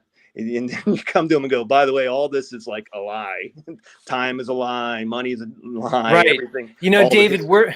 we're like I always say flat earthers are the proverbial turd in everybody's punch bowl, It's you know, bad. because we're, you know what I mean? Because they just all just want to, they have a paradigm, right? They all have a worldview that is influencing their behaviors. And we come in and just shake the whole fucking thing up. People don't want to hear it, man, because it's too costly. And you and I said it earlier, people are too invested. They're invested in the economy, in the society, and they're invested in this world. And ironically, how many people purport to be Christian? And one of the fundamental doctrines of the Christian is do not build your treasure here. Your Right. treasure is in heaven, right? It's not about this world. It's supposed to be a rejection of earthly things, but they've perverted that. There's a prosperity gospel, like you said, where your worldly success is in some way like divinely ordained. It's insane. All right, Dave, we're going to let you get back to work because I know you're doing your thing. All right, buddy. Much love. Come talk to us soon, man. It was great to talk to you. Any final thoughts for the audience? Nope. Have an awesome day. Much love. All right. That's see you. David, our new friend, everybody. Hi, David. He seemed like a really nice guy, didn't he? Yeah, and y'all Cynthia? had a great conversation. I totally didn't agree with everything y'all said. Well, But you we told me- know, Cynthia. You're not a flat earther. I don't expect you to be. No, I wasn't but, even talking about that. I was talking about the Halloween decorations. Oh, are you a big Halloween direction? Do you have the 30-foot skeleton in front of your yard right now? No, but I think that some parents now are just trying to make these holidays, and I'm not saying they're Christian or not Christian. They're just trying to make them more memorable. I can't say Hold that. on, I gotta say something to my audience. Christy Lee Dolls. You see that guy we just talked to, Christy Lee Dolls? You need to find him. I'm seeing a match made right here. He said he was 48. Christy Lee, I think she's in her 30s. That was a Christy- good conversation. Cynthia, I could see Christy Lee Dolls with a guy like David. That's the guy. See, Christy, that guy's fucking perfect for you. Rose 777, weigh in on this. That guy, David, I'm seeing him and Christy Lee. I don't know. I'm just saying. What do I know? We're making love connections here. All right, Cynthia. So I believe you came up here because we were talking about the 500-pound gorilla in the room. Yes. People keep asking me, why don't you collaborate with Paulie? He emailed me again, Cynthia, like the other night, less than 48 hours ago. He won't stop fucking emailing me. He won't stop talking about me. I mean, I'm consistently talking about him too, so fair play on that. But the reality is, what is it with these culted up ones? Why are they so entrenched in a narrative? Why are they so stuck? None of them appear to progress ever. Is it because their cult leader doesn't want to appear to progress through anything? What's your take on it? I think he tends to play up more to a certain type. And I think if you're that type, he's just going to play up to you more and pull you into his world. Did you watch that Jack last night? What's that guy's name? Trek? Tarek, Unslaved Truth, right? Yes. The Muslim. He's Muslim, isn't he? Isn't he Islamic? Yes. Gotcha. He is so culted up with. He couldn't even name one person that he honored more than Paul, other than his dad. Well, Paul can't name anybody that he honors more than himself.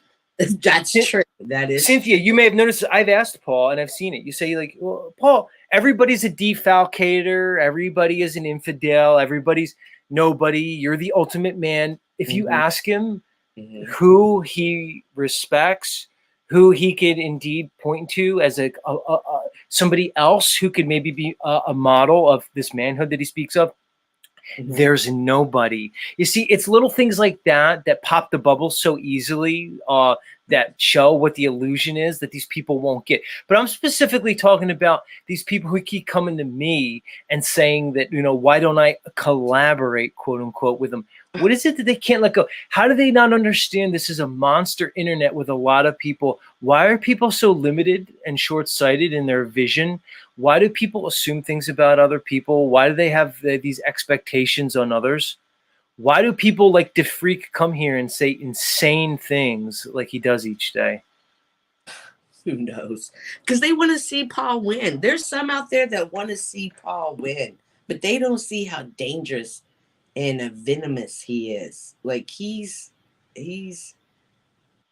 not what he portrays himself to be, and either you can see it or you can't. And that seems to be the great divide. Right. Like, you think Paul, when he contacts me personally, Cynthia, would type things like, at least neutral. Hey, man, I'm contacting you because even if we have our differences, it would probably be good to panel up together for the audience. No, his emails to me are just like he presents online. Your content's shit. you're fucking ain't me. You like it's like he carries it over into the personal. Like Are you it's serious? oh yeah. My Like God. that's the weird part. It's like, oh, do you really think your show's better than mine? But your weak ass presentment, you ain't me. It's like, oh, so your personal communications are the same as your online communications, and you expect me to interact with you in some way. I know he's just trying to goat me. He's trying to do. You call Paul a one-trick pony, and he is. He doesn't classify people. Either you're on his team, or you're going to be put in the same bin as everybody. He says the same thing about everybody. Everybody doesn't stand for rights and freedoms, worthless failure, loser, no good. He doesn't appear to be able to look at men and women with a discriminating eye. He just puts everybody into a generalization category. It shows either a high degree of insincerity or unintelligence. Either way, I'm not down for it. It's funny you say that because I myself have been thinking about that too. And I drew to the conclusion that whatever day his dad dropped him off at that psychiatric hospital is the day he mentally stopped developing. Like he's still there in that day. I don't know. I'm not sure. I'm just, going off of what he presents in his behavior. But more specifically, it's the ones who still come here. Look, I get the pure culted up ones who are going to come here and troll me. That's one thing. But the people who come here and sincerely think that there's even a relationship to be had. Hey, audience, I'm going to speak for myself. I'm going to speak in general. I don't think Paul is even really interested in continuing this. Maybe he is. I don't know why he would be emailing me otherwise. Like, Paul, why are you contacting me? Like, what's your purpose, dude?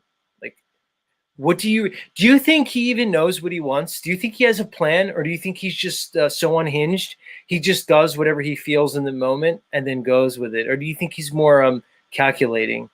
No, he's so unhinged. He just goes with, and he actually thinks that was appropriate behavior.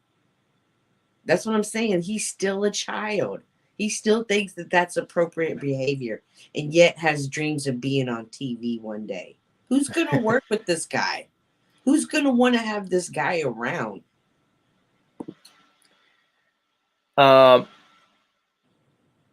Chrissy Liedel says he loves me. Well, he does have this weird fascination with you and Jack. Jack, because I think he has the dad issues. You, I think you're the cool guy he wants to hang around with. But he wants to beat you up, though, right? Because that's his personality. I had friends like that when I was a kid, like quote unquote friends, like the kid from the neighborhood. Like he'd want to hang around with you, but he'd give you like Nurples, titty twisters, and stuff. After a while, you go, I don't want to hang out with that guy. Right. It's you go, I don't. That's not the energy that I want. And the reality is, Cynthia, everybody knows I'm a flat earther. I'm not going to spend time with somebody. I'm not going to disregard my channel and contribute to somebody else's channel when I'm basically not even able to talk about the things that I'm passionate about the most. It's not going to fucking happen, people. It's just weird. It's a weird dynamic. I think, Cynthia, everybody will move on eventually. I think people are keeping the loop going because they think it's benefiting them, but only in the short term. Like, I don't think it benefits Flow State to be involved and on a panel with Paul. He may disagree, and this is where people are going to say I'm politicking. I think Flow State's doing a disservice by it. I think I'd be doing a disservice by it. And I think Paul is doing a disservice by trying to continue to interact with all these characters. Isn't it enough already? Are we going to progress beyond this little corner of YouTube? It's fucking actually kind of sad to see everybody doing it. Yeah. I want to move on. You would think everybody would want to move on at this point. What are your thoughts about that? I completely agree with you. It's fun for so long, and then after that, it's not fun anymore. I've said it before over here, and I'll say it again. He's a one-trick pony. He doesn't know how to have conversations with UZ about flat Earth or any other topic because he's not knowledgeable in that. He's not lived long enough in his mind. It's damaged. You can only he's only going to say the same things about the same every different people every time. You can only make fun of that so many ways before it's old. Yeah, like it's too much. It's we're all assuming things about this experience. We're all assuming that we need to kind of be.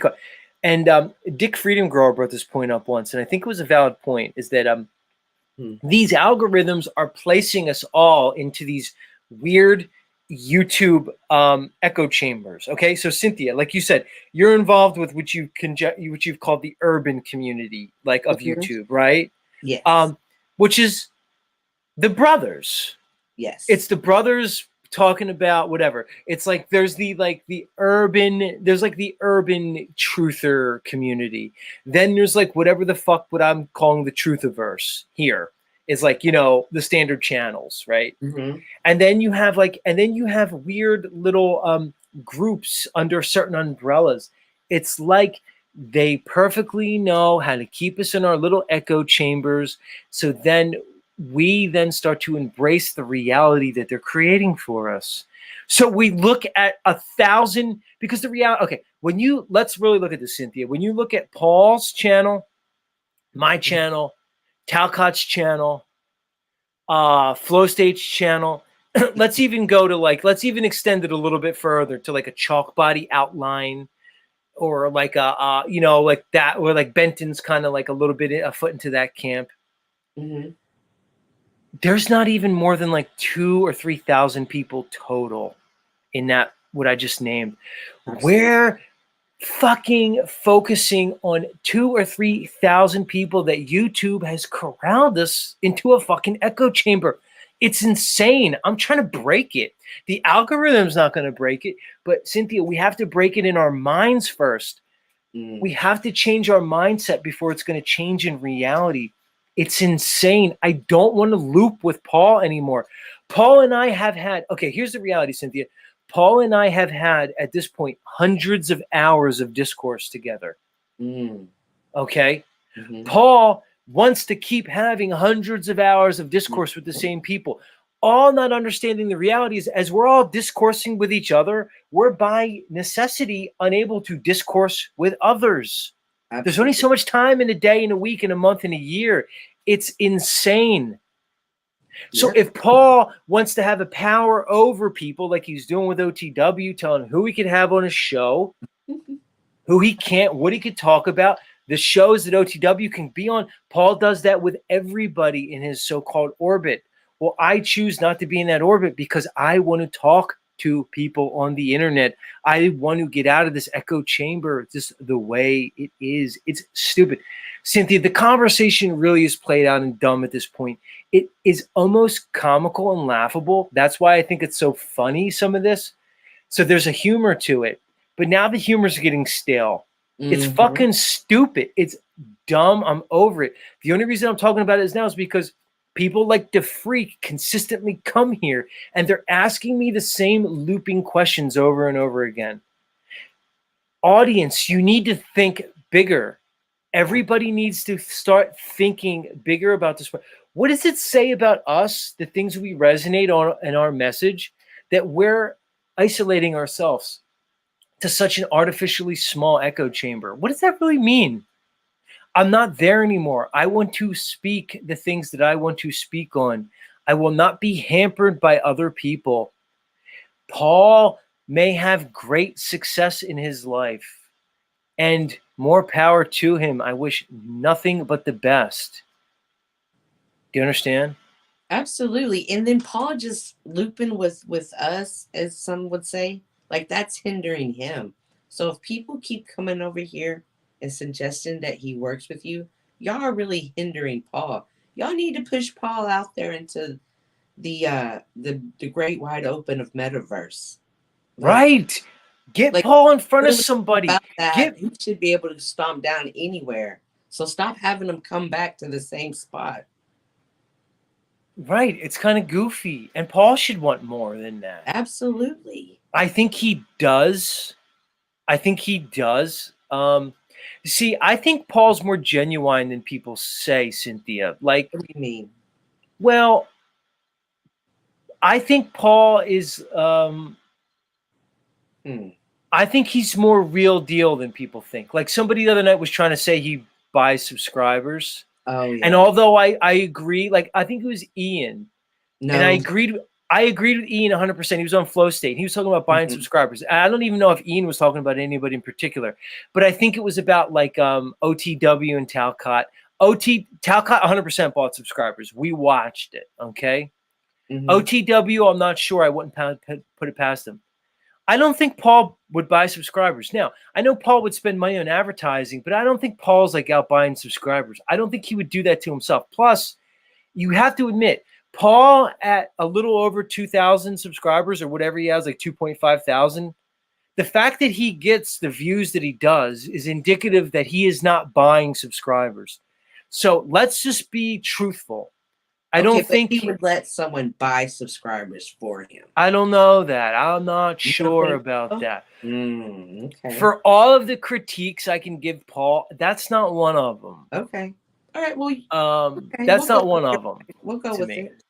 Because if he was buying subscribers, Cynthia, he wouldn't have that much engagement with his channel. People who buy subscribers, I saw a guy once that blew my mind out. It was this dude that OTW knows. The guy has 100,000 subscribers, but his long live streams were getting like less than 1,000 views. That's a guy who's buying subscribers, okay? A guy who has like 2,000 or 3,000 subscribers and that's getting like a fair degree, relatively speaking, of views, that's not a guy buying subscribers. I'm not seeing it. I'm just saying. Okay. Yeah. I can let that go. I can agree with you. That's not a make or break for me.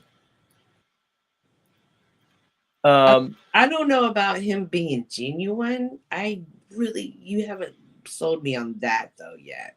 Well, when it means, I'm not saying he's not lying to himself. I don't see, like, all right, put it this way. I say he's genuine because when he comes and says that shit to me online, the fact that he could send me a private email that has the same tone.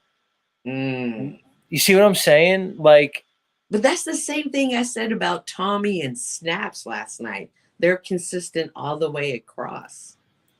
So, is he now just becoming the head of the Tommy and the Snafu crew? Is he really? Well, see, that's an argument that may be a little bit more sound. Is like, somebody's status, their mental status, their psychological state. Okay, that could be a complete other conversation. To go by it. But I'm having this conversation more for the audience. Just let the me and Paul thing go, guys. Just let it go. Just move on. Guys, you know what it is, Cynthia? I've been saying this for months and months. Most of his audience have gotten it. The ones who are at my channel now, like the culted up ones that I see at my channel now, they're actively like, I think they get it. They're like, okay, I get it, but I still like watching Z. I still like participating with a show, so I'm going to be there. All right. Most of them. But for the majority of them, like it took months and months for them to kind of get the picture. I get it. If you're going to come here and troll me, that's one thing. But for the ones who are coming here, like still holding on to some narrative, most of them have kind of gotten over it now. Like I get it. I kind of think it's time to move on to other things. Because here's the reality, even in Paul's interest, Paul understands like I do that as a content creator, you have to constantly bring in new listeners, right? Cynthia, you know this. You produce a show. You know that there's always going to be that core audience, but it's like a bell curve, right? Somewhere in the middle, there's going to be your core audience that generally speaking is going to maintain. But there's going to be the either ends. There's going to, let me say this again. I'm going to say that. There's going to be, on one end of the spectrum is your core audience, right? One end of the bell curve, the ones that are never going to leave you. The other end of the spectrum is the people that your voice makes them sick. They're never going to listen to you. But then there's that in-between group that are going to come and go. The reality is, if somebody wants to build a channel and build an audience, they realize that they have to bring in new listeners consistently because people are always going to be going out the door. You know that I know it, and guess who else knows it? Paul fucking knows it. The reality is, if we continue to keep looping on these old narratives, all it does is play to the core audience and it excludes any new listeners. You know, like Rose brought it up to me the other day. Like, there's people listening to me and you right now on my channel who are new to me. They have no fucking clue who even Paul is. They have no clue that I was even on Paul's channel. Right now, I spent the last half hour alienating those people. Now, I'm playing to my core because there's my core audience that are very interested in this conversation. But the point is, they're going to be here probably anyway. So the point is, anybody who has any fair degree of intelligence realizing that looping on the same subject is not beneficial to anybody. And I think Paul fucking realizes that. All right. I think he does. What are your thoughts on that? I'd like to hear it. Okay, so I agree with you about the bell curve and you bringing in new people, but what you need to do is develop your people as they come along and keep the train going, keep them entertained, keep feeding their minds. And if you're someone like Paul who just says the same thing over and over, it's the same play, it's just different actors. At some point, you just tap out and you just don't want to. He becomes a joke to you now. If you stay too long, he becomes a joke. He can't feed them. He can't keep the train moving. And that's where you can, and you're trying to say that you're ready to keep this train moving. You're ready to go. The train's going. If you think this is going to Polytown, it's not anymore. It's bypassing Polytown. You probably don't want to get on the Z train because he's going.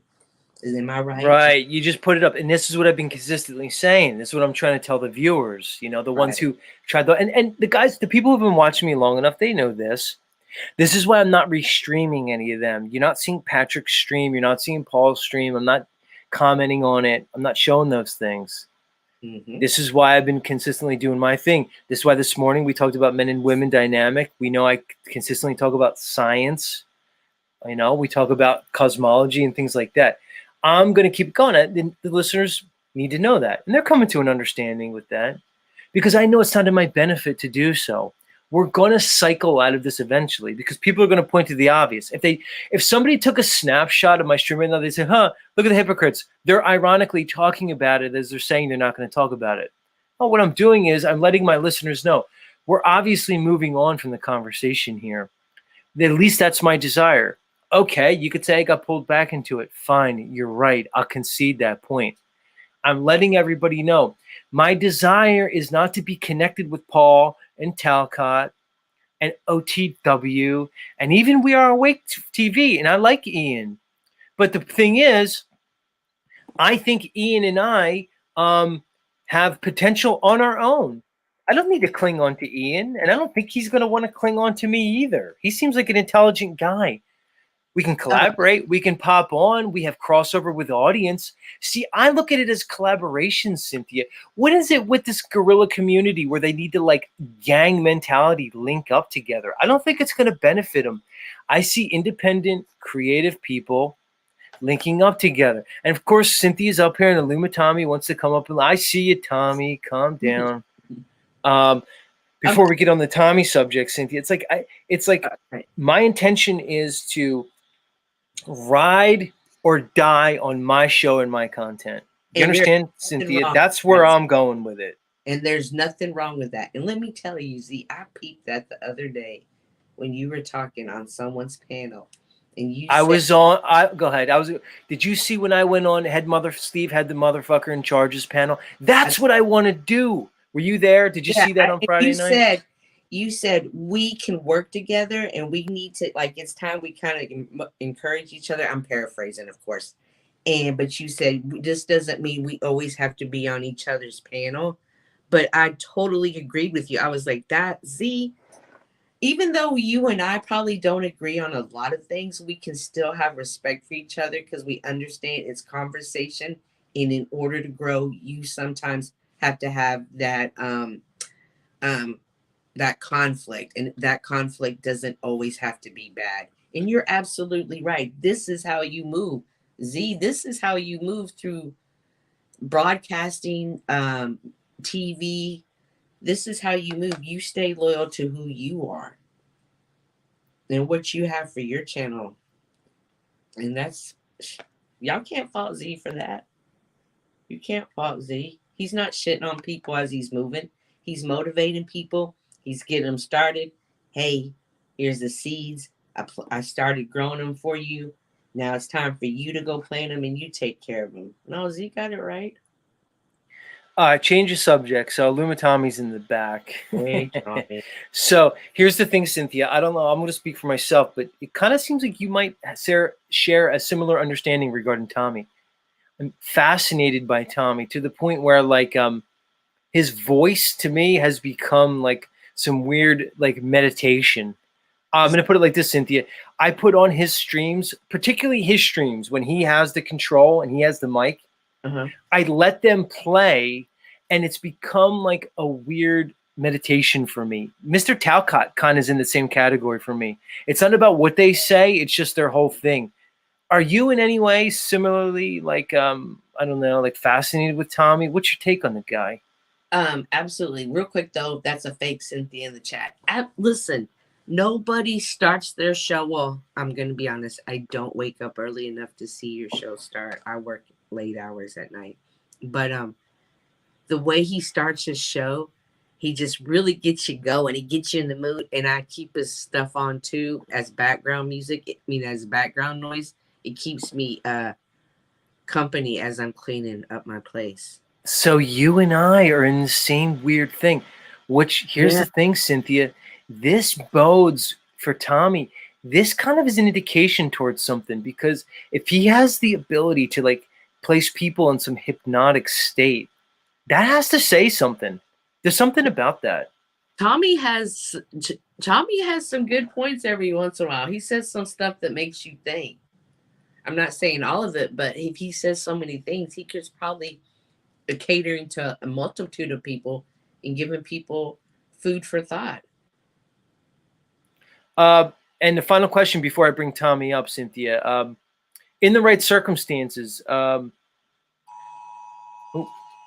going on here.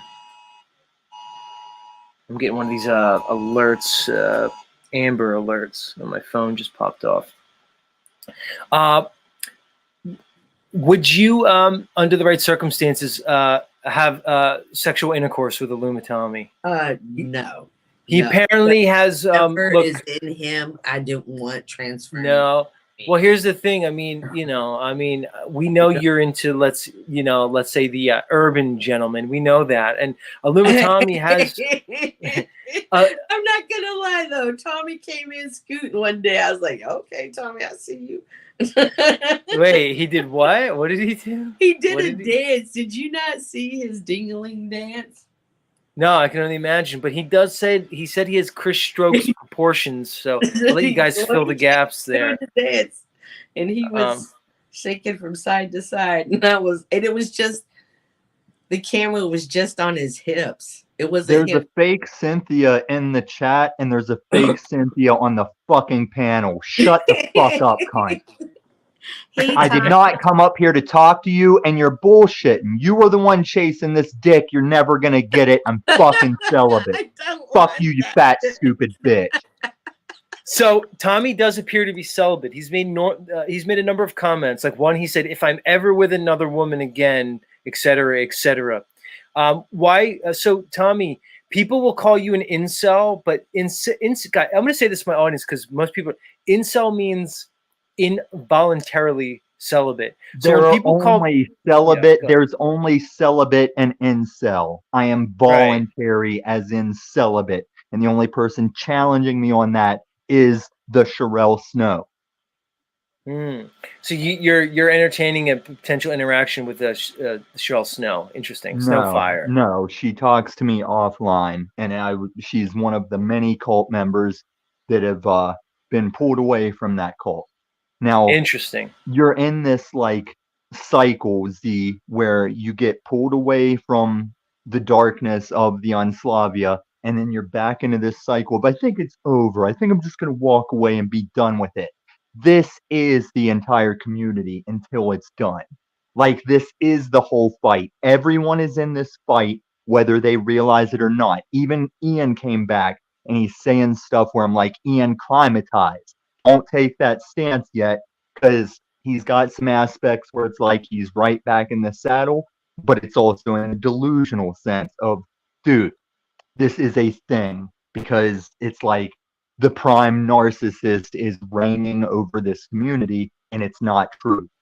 My stance is truth, whether you guys like me or not. I'm not bullshitting anybody. I'm telling y'all straight up.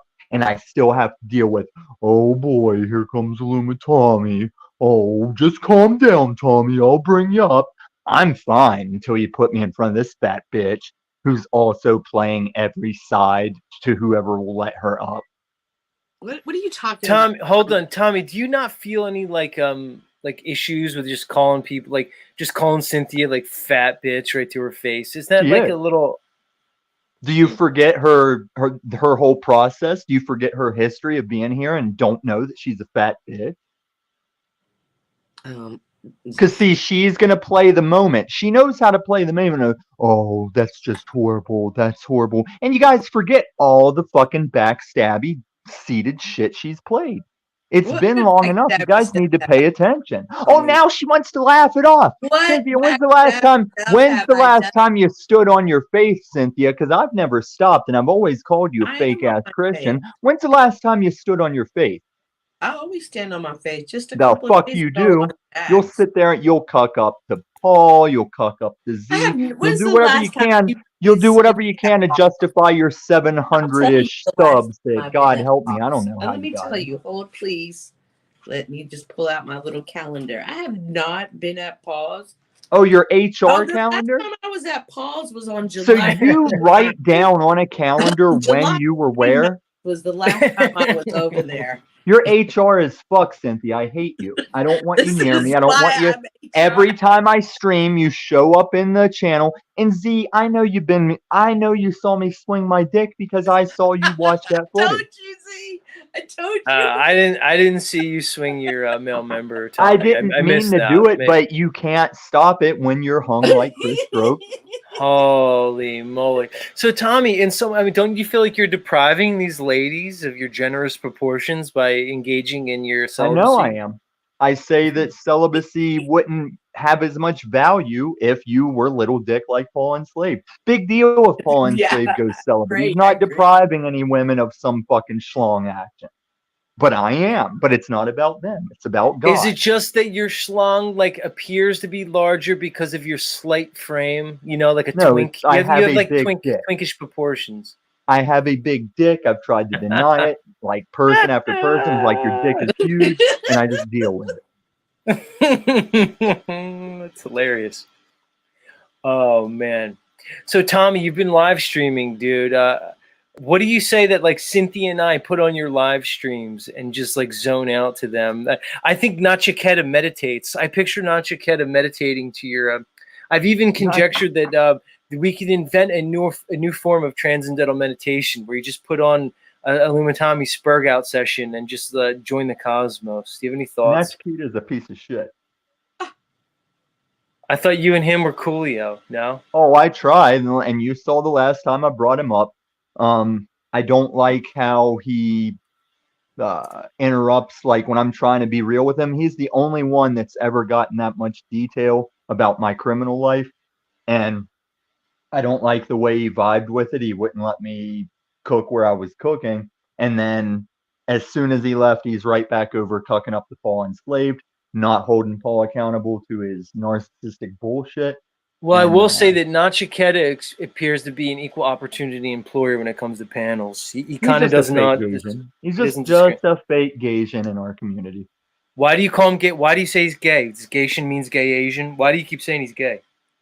Why do you say that? I forget how it doesn't have to do with him actually being gay. I forget the lore of how that started, but he does remind me of the trans Asian that I hit on for 3 months before they said they had the balls to tell me they were trans.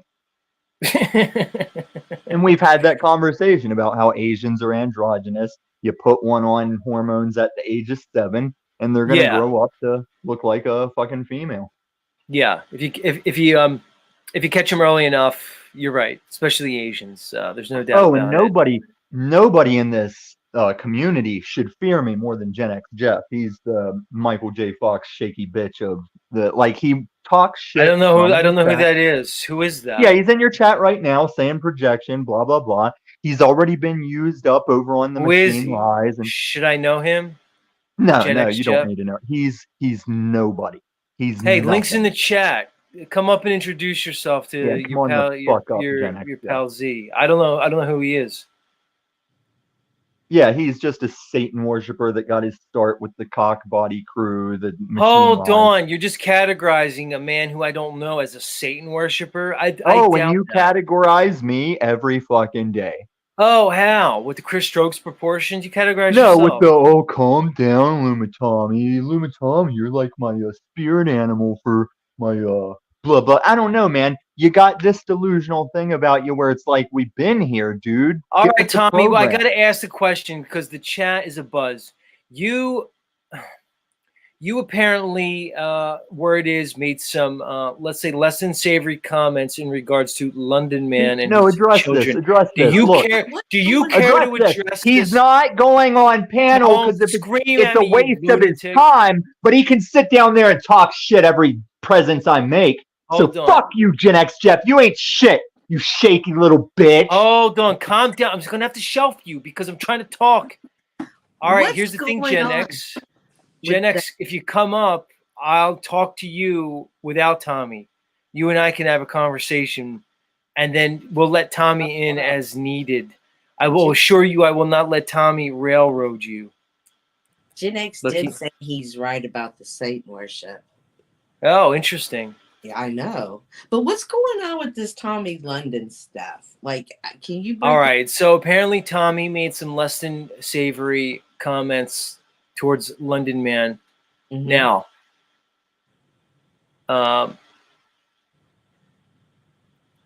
I saw the nature of the comments. Okay, somebody pulled them up and posted them. Mhm. I cannot verify that indeed Tommy made the comment. So I'm probably going to hesitate from discussing this topic Okay. because I can't confirm. And Tommy ran away because he doesn't like being mod godded, so he fucking bitched away. Okay. Maybe he doesn't want to face what he said about London Man. Because Tommy, if you said those comments to London Man, that's going to be hard to run away from, man. But either way, apparently there were some comments made towards London Man that were, maybe could be considered inappropriate by some. How's that? Okay. All right. Well, we can leave it there. I Yeah. want that Gen X Jeff guy to come up and tell us something about Tommy that he. Well, I don't know who he is, but he says he's a Satanist. Gen F Jex. He admitted that he's a Satanist, apparently. You want to talk about the London Man situation? Lose this fat, fake coconut bitch. Why can't you just talk about it? I'm the one with the answers. You want the answers. Why you catering to this coconut whore? Okay. I don't like her. Get her the fuck out of here. Let me ask you. I asked her, would you smash Cynthia? Fuck no. And we've been over that when she tried. Now get her the fuck out of here. Bye, Z. Bye, Tommy. I'll see you later Go on your. fuck All right, yourself. she's leaving. Bye, Cynthia. Adios. I'd like to see her leave this community. That was my That's not intention happening. for a long Calm time. down. She doesn't Hey, appear hey, to wanna why do I leave. still hear you, bitch? Thank She you. likes it here for some reason. Yeah, but that's the Cynthia, I mean, problem. I'll say, like, it's kind of cool to see the Cynthias here because Tommy, like, this community is a fucking echo chamber. All right, so like, she kind of is like an outsider to this community. I No, mean, she's not. She is an echo in the echo chamber. She's one big fat echo. Tommy, do you care to discuss the London Man thing? I wish London Man was here to discuss it with Oh, you. me but too. I think we're not going to see him much of anywhere all right, because so let me I've been ask coming you. for him. So, did somebody went in one of your comment boxes and they posted what is apparently your comments that you left? Listen, let me just Were tell the story, Z. Hold on, Jesus. Why? You want you- you need to frame it, or do you were want to you- hear the story? Well, because not a lot of people don't know what we're talking about, so we need. Oh, to they frame all it. know. That's why I'm surprised you Oh don't. my They God, already you're know such- to the point I'm you're such a allegedly Do saying you it to them. admit? Do you admit to the comments? Do you admit that I'm you gonna left hit those this in leave the button if comments? you ask me a question without asking me to just tell you what happened. You want me to hit the Oh leave button my again? God. Call it running, Polly boy. Call You it are- running. Oh, I'm getting Amber alerts here. Hold on. Well, maybe you should let those kids out of the basement. You know what's funny about these Amber Alerts, Tommy? Do you know most Amber Alerts are just the Ain't nothing dad? funny about Amber Alert. Yeah, but do you know, of course, but do you know most of them is just like domestic disputes between parents? And it's like the father, Well, doesn't that's what return it the is. kid on time and the mom calls the do you know that they're abusing the Amber Alert system most of the time? Well, I Do you know can that? see you're describing it like the most happy birthday rollouts you see in the restaurant usually aren't for a birthday.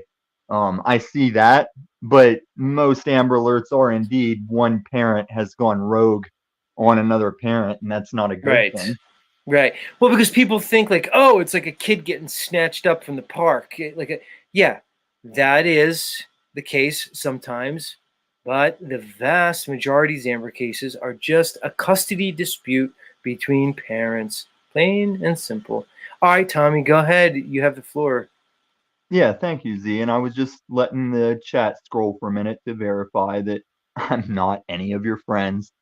Even this Trace D chick, she's always bringing me up saying, I used to like Tommy, now I don't like. I don't remember any interaction with Trace D. And if I fucking banned her from my chat, so be it.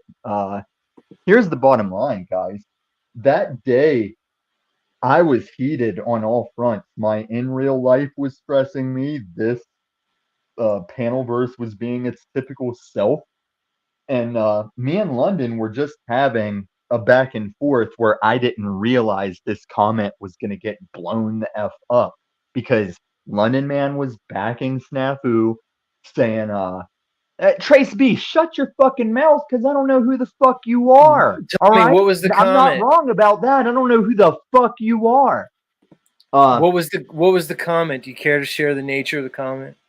Yeah, because I did on my stream, I did on Jack Talcott's stream, and you seem to still be in the dark about it. So let's go. Basically, we were having this back and forth about London Man. Snafu is one of my arch nemesis. He's the original Tom's PDF accuser, and it doesn't stop. And London Man's giving, oh, I love Snafu. Snafu's always on it. Oh, he makes me laugh. Oh, laugh and cry emoji. And finally, after London telling me I take this community too seriously, after days of him ranting about not wanting people mentioning his kids, I said, okay, London, take your kids' issue and imagine spending a year having someone tell everyone that I boink your kids. And he has taken that and ran with it. This community has taken it and ran with it. Hold on. So I think I know what you're saying. I don't know what you said, but based off what you said here, I just told you what I said. Hold on. You were basically saying, you were trying to, in your Tommy way, say, there's a bunch of people calling me pedos and I don't like it. But you said it in a very ham-handed way where I can see why he took offense to that. But I see what you're saying. Oh, you see why he took it? See, this is what the community's doing. Y'all want to suck London's dick. So everyone's saying, oh, I see how London took advantage. And not one motherfucker is going, London Man, you are a non-reading comprehension motherfucker. He's 29 years old. He is a child in our community. I can call him out on all his... I asked him if he's 29. He said he's older than that you're lying about that. He said he's not 29. I asked him. He saw me dogging on him that he's 29, and now he's trying to retract that. Because now he wants to be known as an older, mature motherfucker. But he's not. And I can cite even times that we were cool that I can see his youth and how he handles these things. Because just like whenever he says, oh, but don't you see how they come to me? You see how they come to me? Yeah, London, they come to you politely. That doesn't mean you a bad motherfucker. But here's the thing, Tommy, is that, okay, you were trying to make a point about, oh, how does it feel to be called a pedo everywhere I could. But the way in which you did it, you can see how he would see that in relationship. No, I can't see. I can see how he can't comprehend the reading. Because everyone that I explained it on Jax for a mic drop, showed Yolanda that she's a non-comprehension motherfucker. And this is why I'm tired of you all denying that I ain't got a friend among you. Should we be expected to comprehend you when you're spurged out, you're speeded out, I mean, allegedly? Oh, and you're just... that reminds me, Z, you're my enemy too, because I got the receipts of how y'all went from consoling Axis Rat blood right into Tommy's not here. Let's say for sure that he is a damaged, speed freak, emotionally challenged. Like, you guys are fucked. I'm going panel dark. I'm going live stream dark, and you guys are fucked. That's how you're gonna respond. Illuma Tommy, everybody. he's going dark, apparently.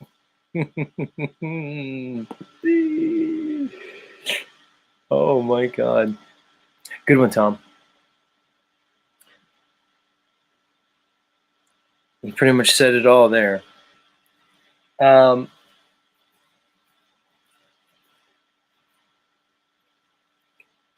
Tommy, everybody. Tommy, don't go dark. If you go dark, what am I going to listen to? You tell me, says new subject. We can move on. I got to get to the news anyway. I'm way over time. I still want to do the news. Much love, everybody. I'm still fascinated by Tommy. We got to hear his explanation in regards to his current situation with Mr. London Man.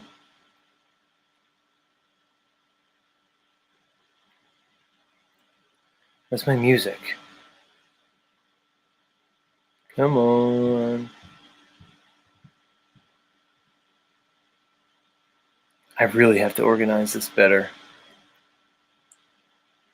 I mean, okay, it's one thing my computer's a little slow in the processing, but I will admit that there probably could be better organization of my sound bites. Everything's just kind of jumbled together.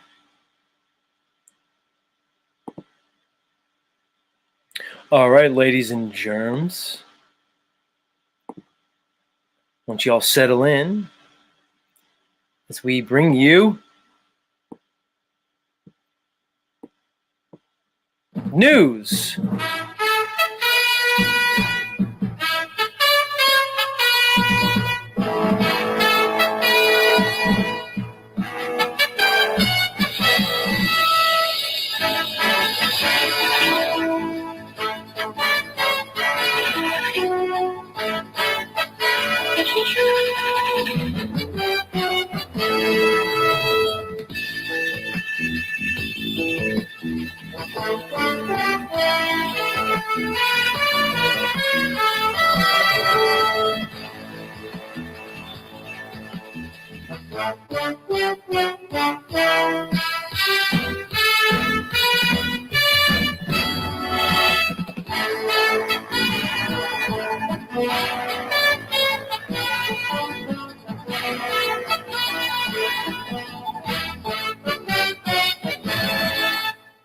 Yeah, coming at you. I always lose at least 10% of my audience when I go to news, but I don't want to do it anyway. I've decided I have a daily show, which means I should present topical items. In today's top story from the New York Times, under shroud of secrecy, Israel invasion of Gaza has begun. Well, we know that. Let's get into it. When Israeli ground forces advanced en masse into Gaza Strip on Friday evening, just after the Jewish Sabbath began, they did it so secretly that it was hours before the outside world understood what happened. All right, so we know the ground invasion has started. I mean, that's apparent. In the 3 days since the long-anticipated invasion began, Israel's military has operated with a similar ambiguity, defying expectations by carrying out a more incremental ground operation than was initially anticipated. Well, what do they mean by initially anticipated? By who? This is all real-time operations. Who anticipated? The propaganda networks? Give me a break. While it has continued to decimate Gaza and its people with aerial bombardments, much of the ground forces appear to have hung back from Gaza City, Hamas's stronghold in northern Gaza, and stayed inside the countryside on the city fringes. Well, here we go, of course, the progression. My constant theme with this whole thing is when I look at the geography of this area in the Middle East, it seems very apparent to me that the geography seems to have been engineered for conflict. When I look at this Gaza, this West Bank, this Gaza Strip, it seems quite evident to me that the simple location and the positioning of these two opposing cultures, the location of them seems to have been engineered for conflict. I still haven't heard a rational explanation as to why we see this this West Bank, this Gaza Strip, its location seemingly surrounded by Israel with a very small border with Egypt. Maybe I'm unaware of the particulars of the engineering of this, but it seems quite evident to me that they engineered the structure here for conflict. I can't see any other way around it. I could even take it further. The creation of the nation of Israel post World War II begs the question, why? Why? I see with many things in the geopolitical stage a hidden hand that's pushing, moving things in a particular direction from the top down. I don't see haphazard interactions from self-interested nation states in a geopolitical with geopolitical interactions. I don't see that. Like Singular says here, by design. That's what I'm seeing too, Singular Illumination. I'm seeing a design behind this, an engineered conflict. I can't get off this topic because it's the same thing with me. It's like I said, I'm the turd in everybody's punch bowl because it would be easy for me to sit here and discuss the particulars of the situation, but I always go to the root cause of things, the why behind things. Why would you create the nation of Israel in the first place? Was it some progression of a Zionist agenda?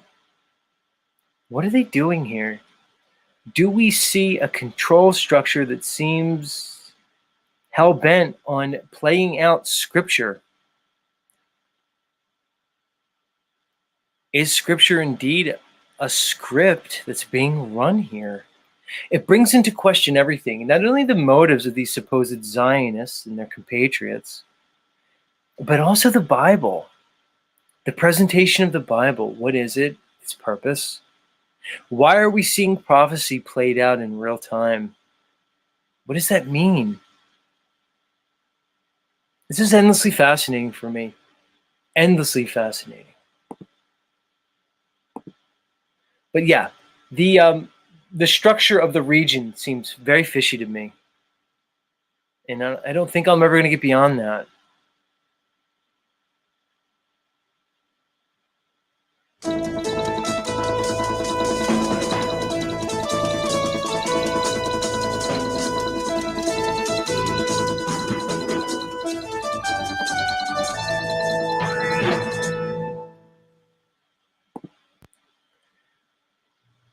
In other news, my music's going to mess up. This is where I need a producer. Any producers out there willing to work for nothing?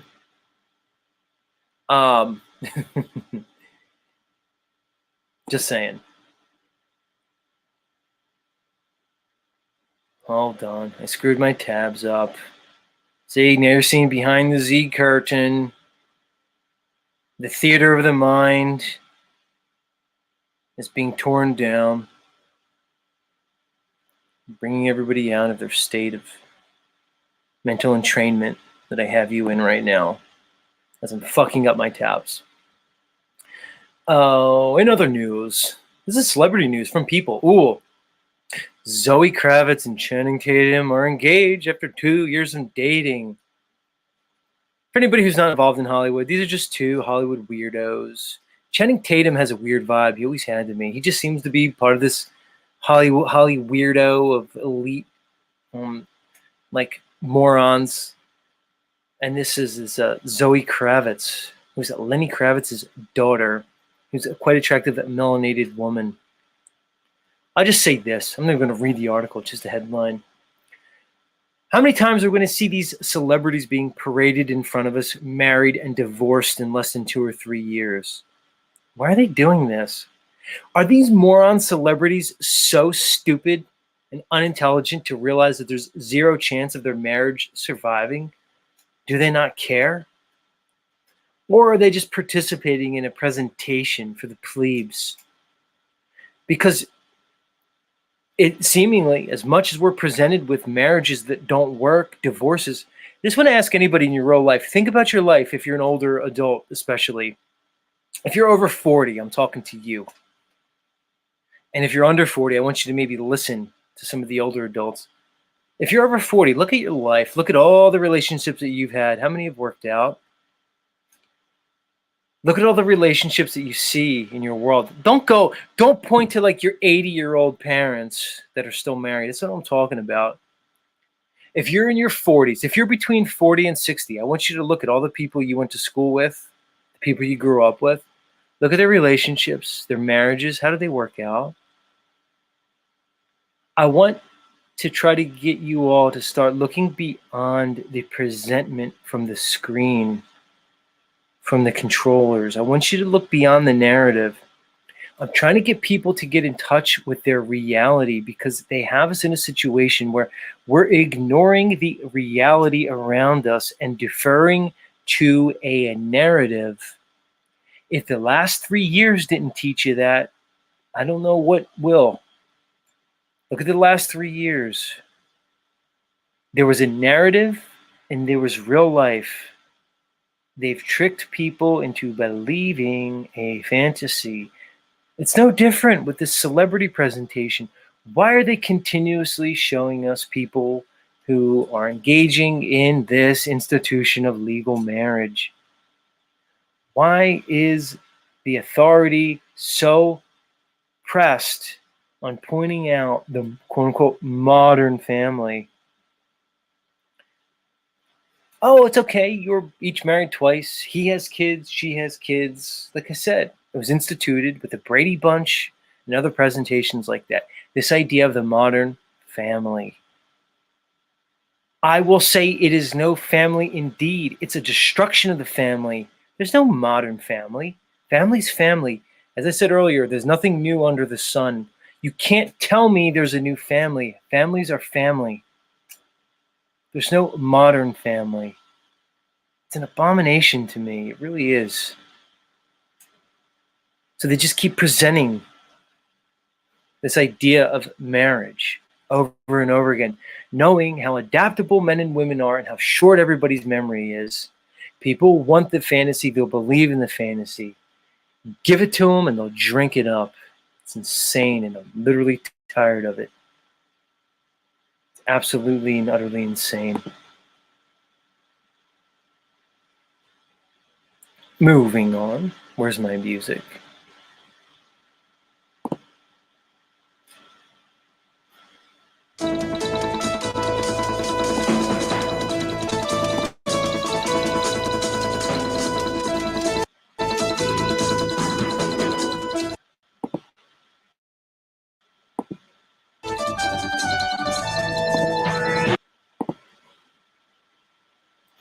In other news, this is from the AP. Police say armed man killed himself instead of carrying out apparent plan to attack amusement park.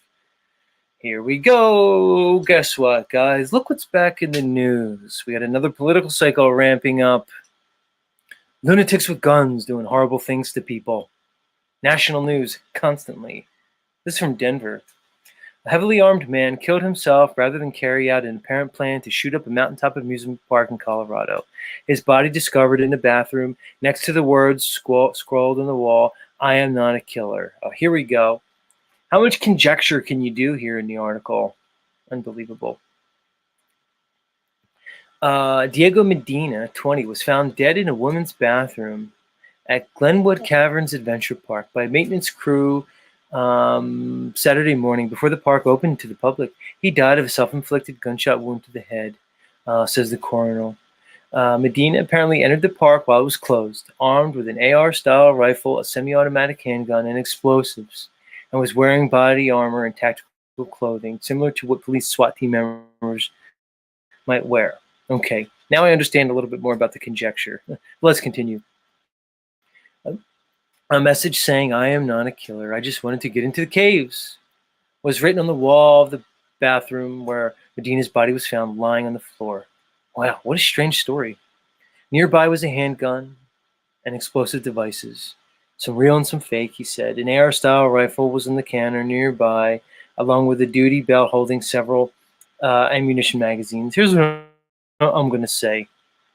You guys know, unlike a lot of the people in this community, I'm not an auto hoaxer. So I'm not going to auto hoax this, obviously. But I'm also not going to believe the presentation given by the mainstream narrative news outlets. I don't think I have to be either or. But I do think it's interesting that when there are certain times and certain seasons, specifically political seasons, we see certain presentations being given to us. One of them is the gun thing.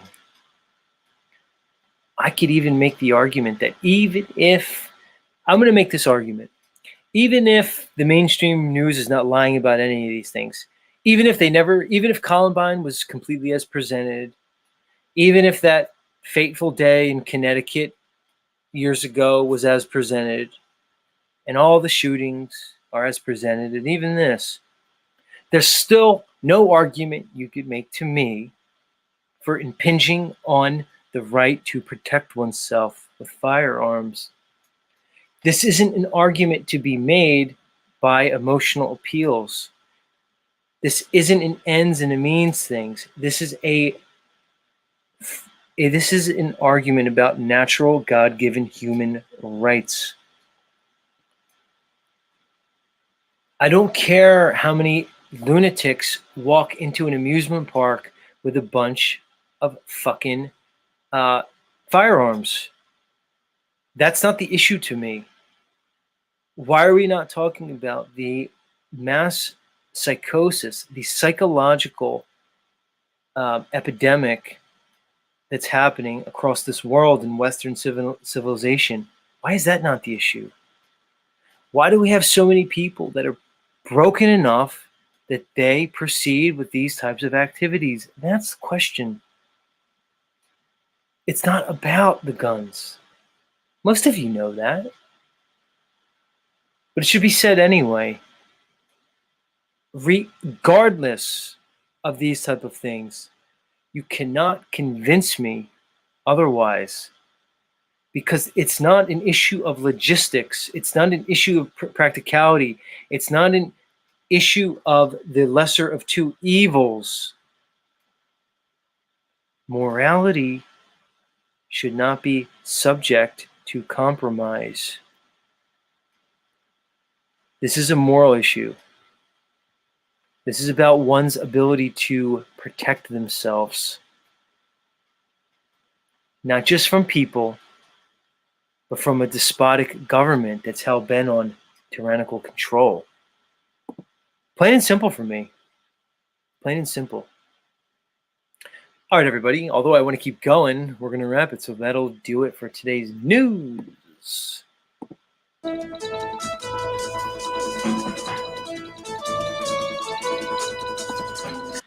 And indeed, that'll do it for today's Z Show, everybody. Thanks for hanging in.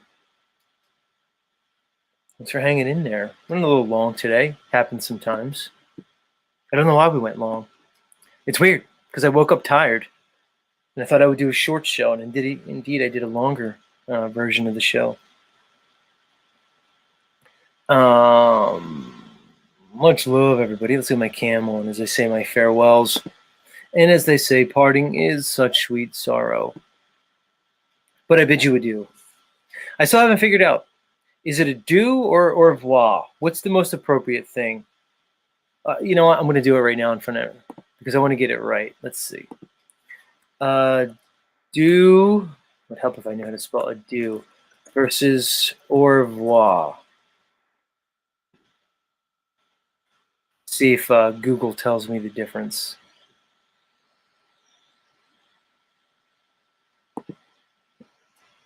I'm going to figure this out.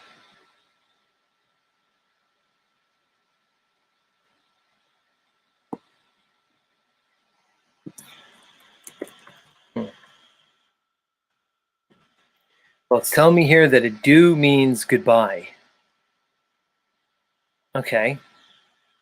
But that's not what I was looking for. I know it, but I know there's more subtleties to the adieu versus au revoir. Any of those weirdo French Canadians still listening to me?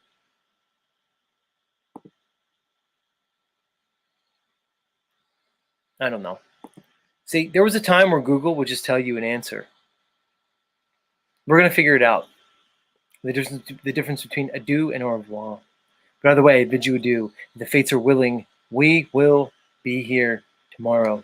Same Z time, same Z place. Much love, everybody. Peace.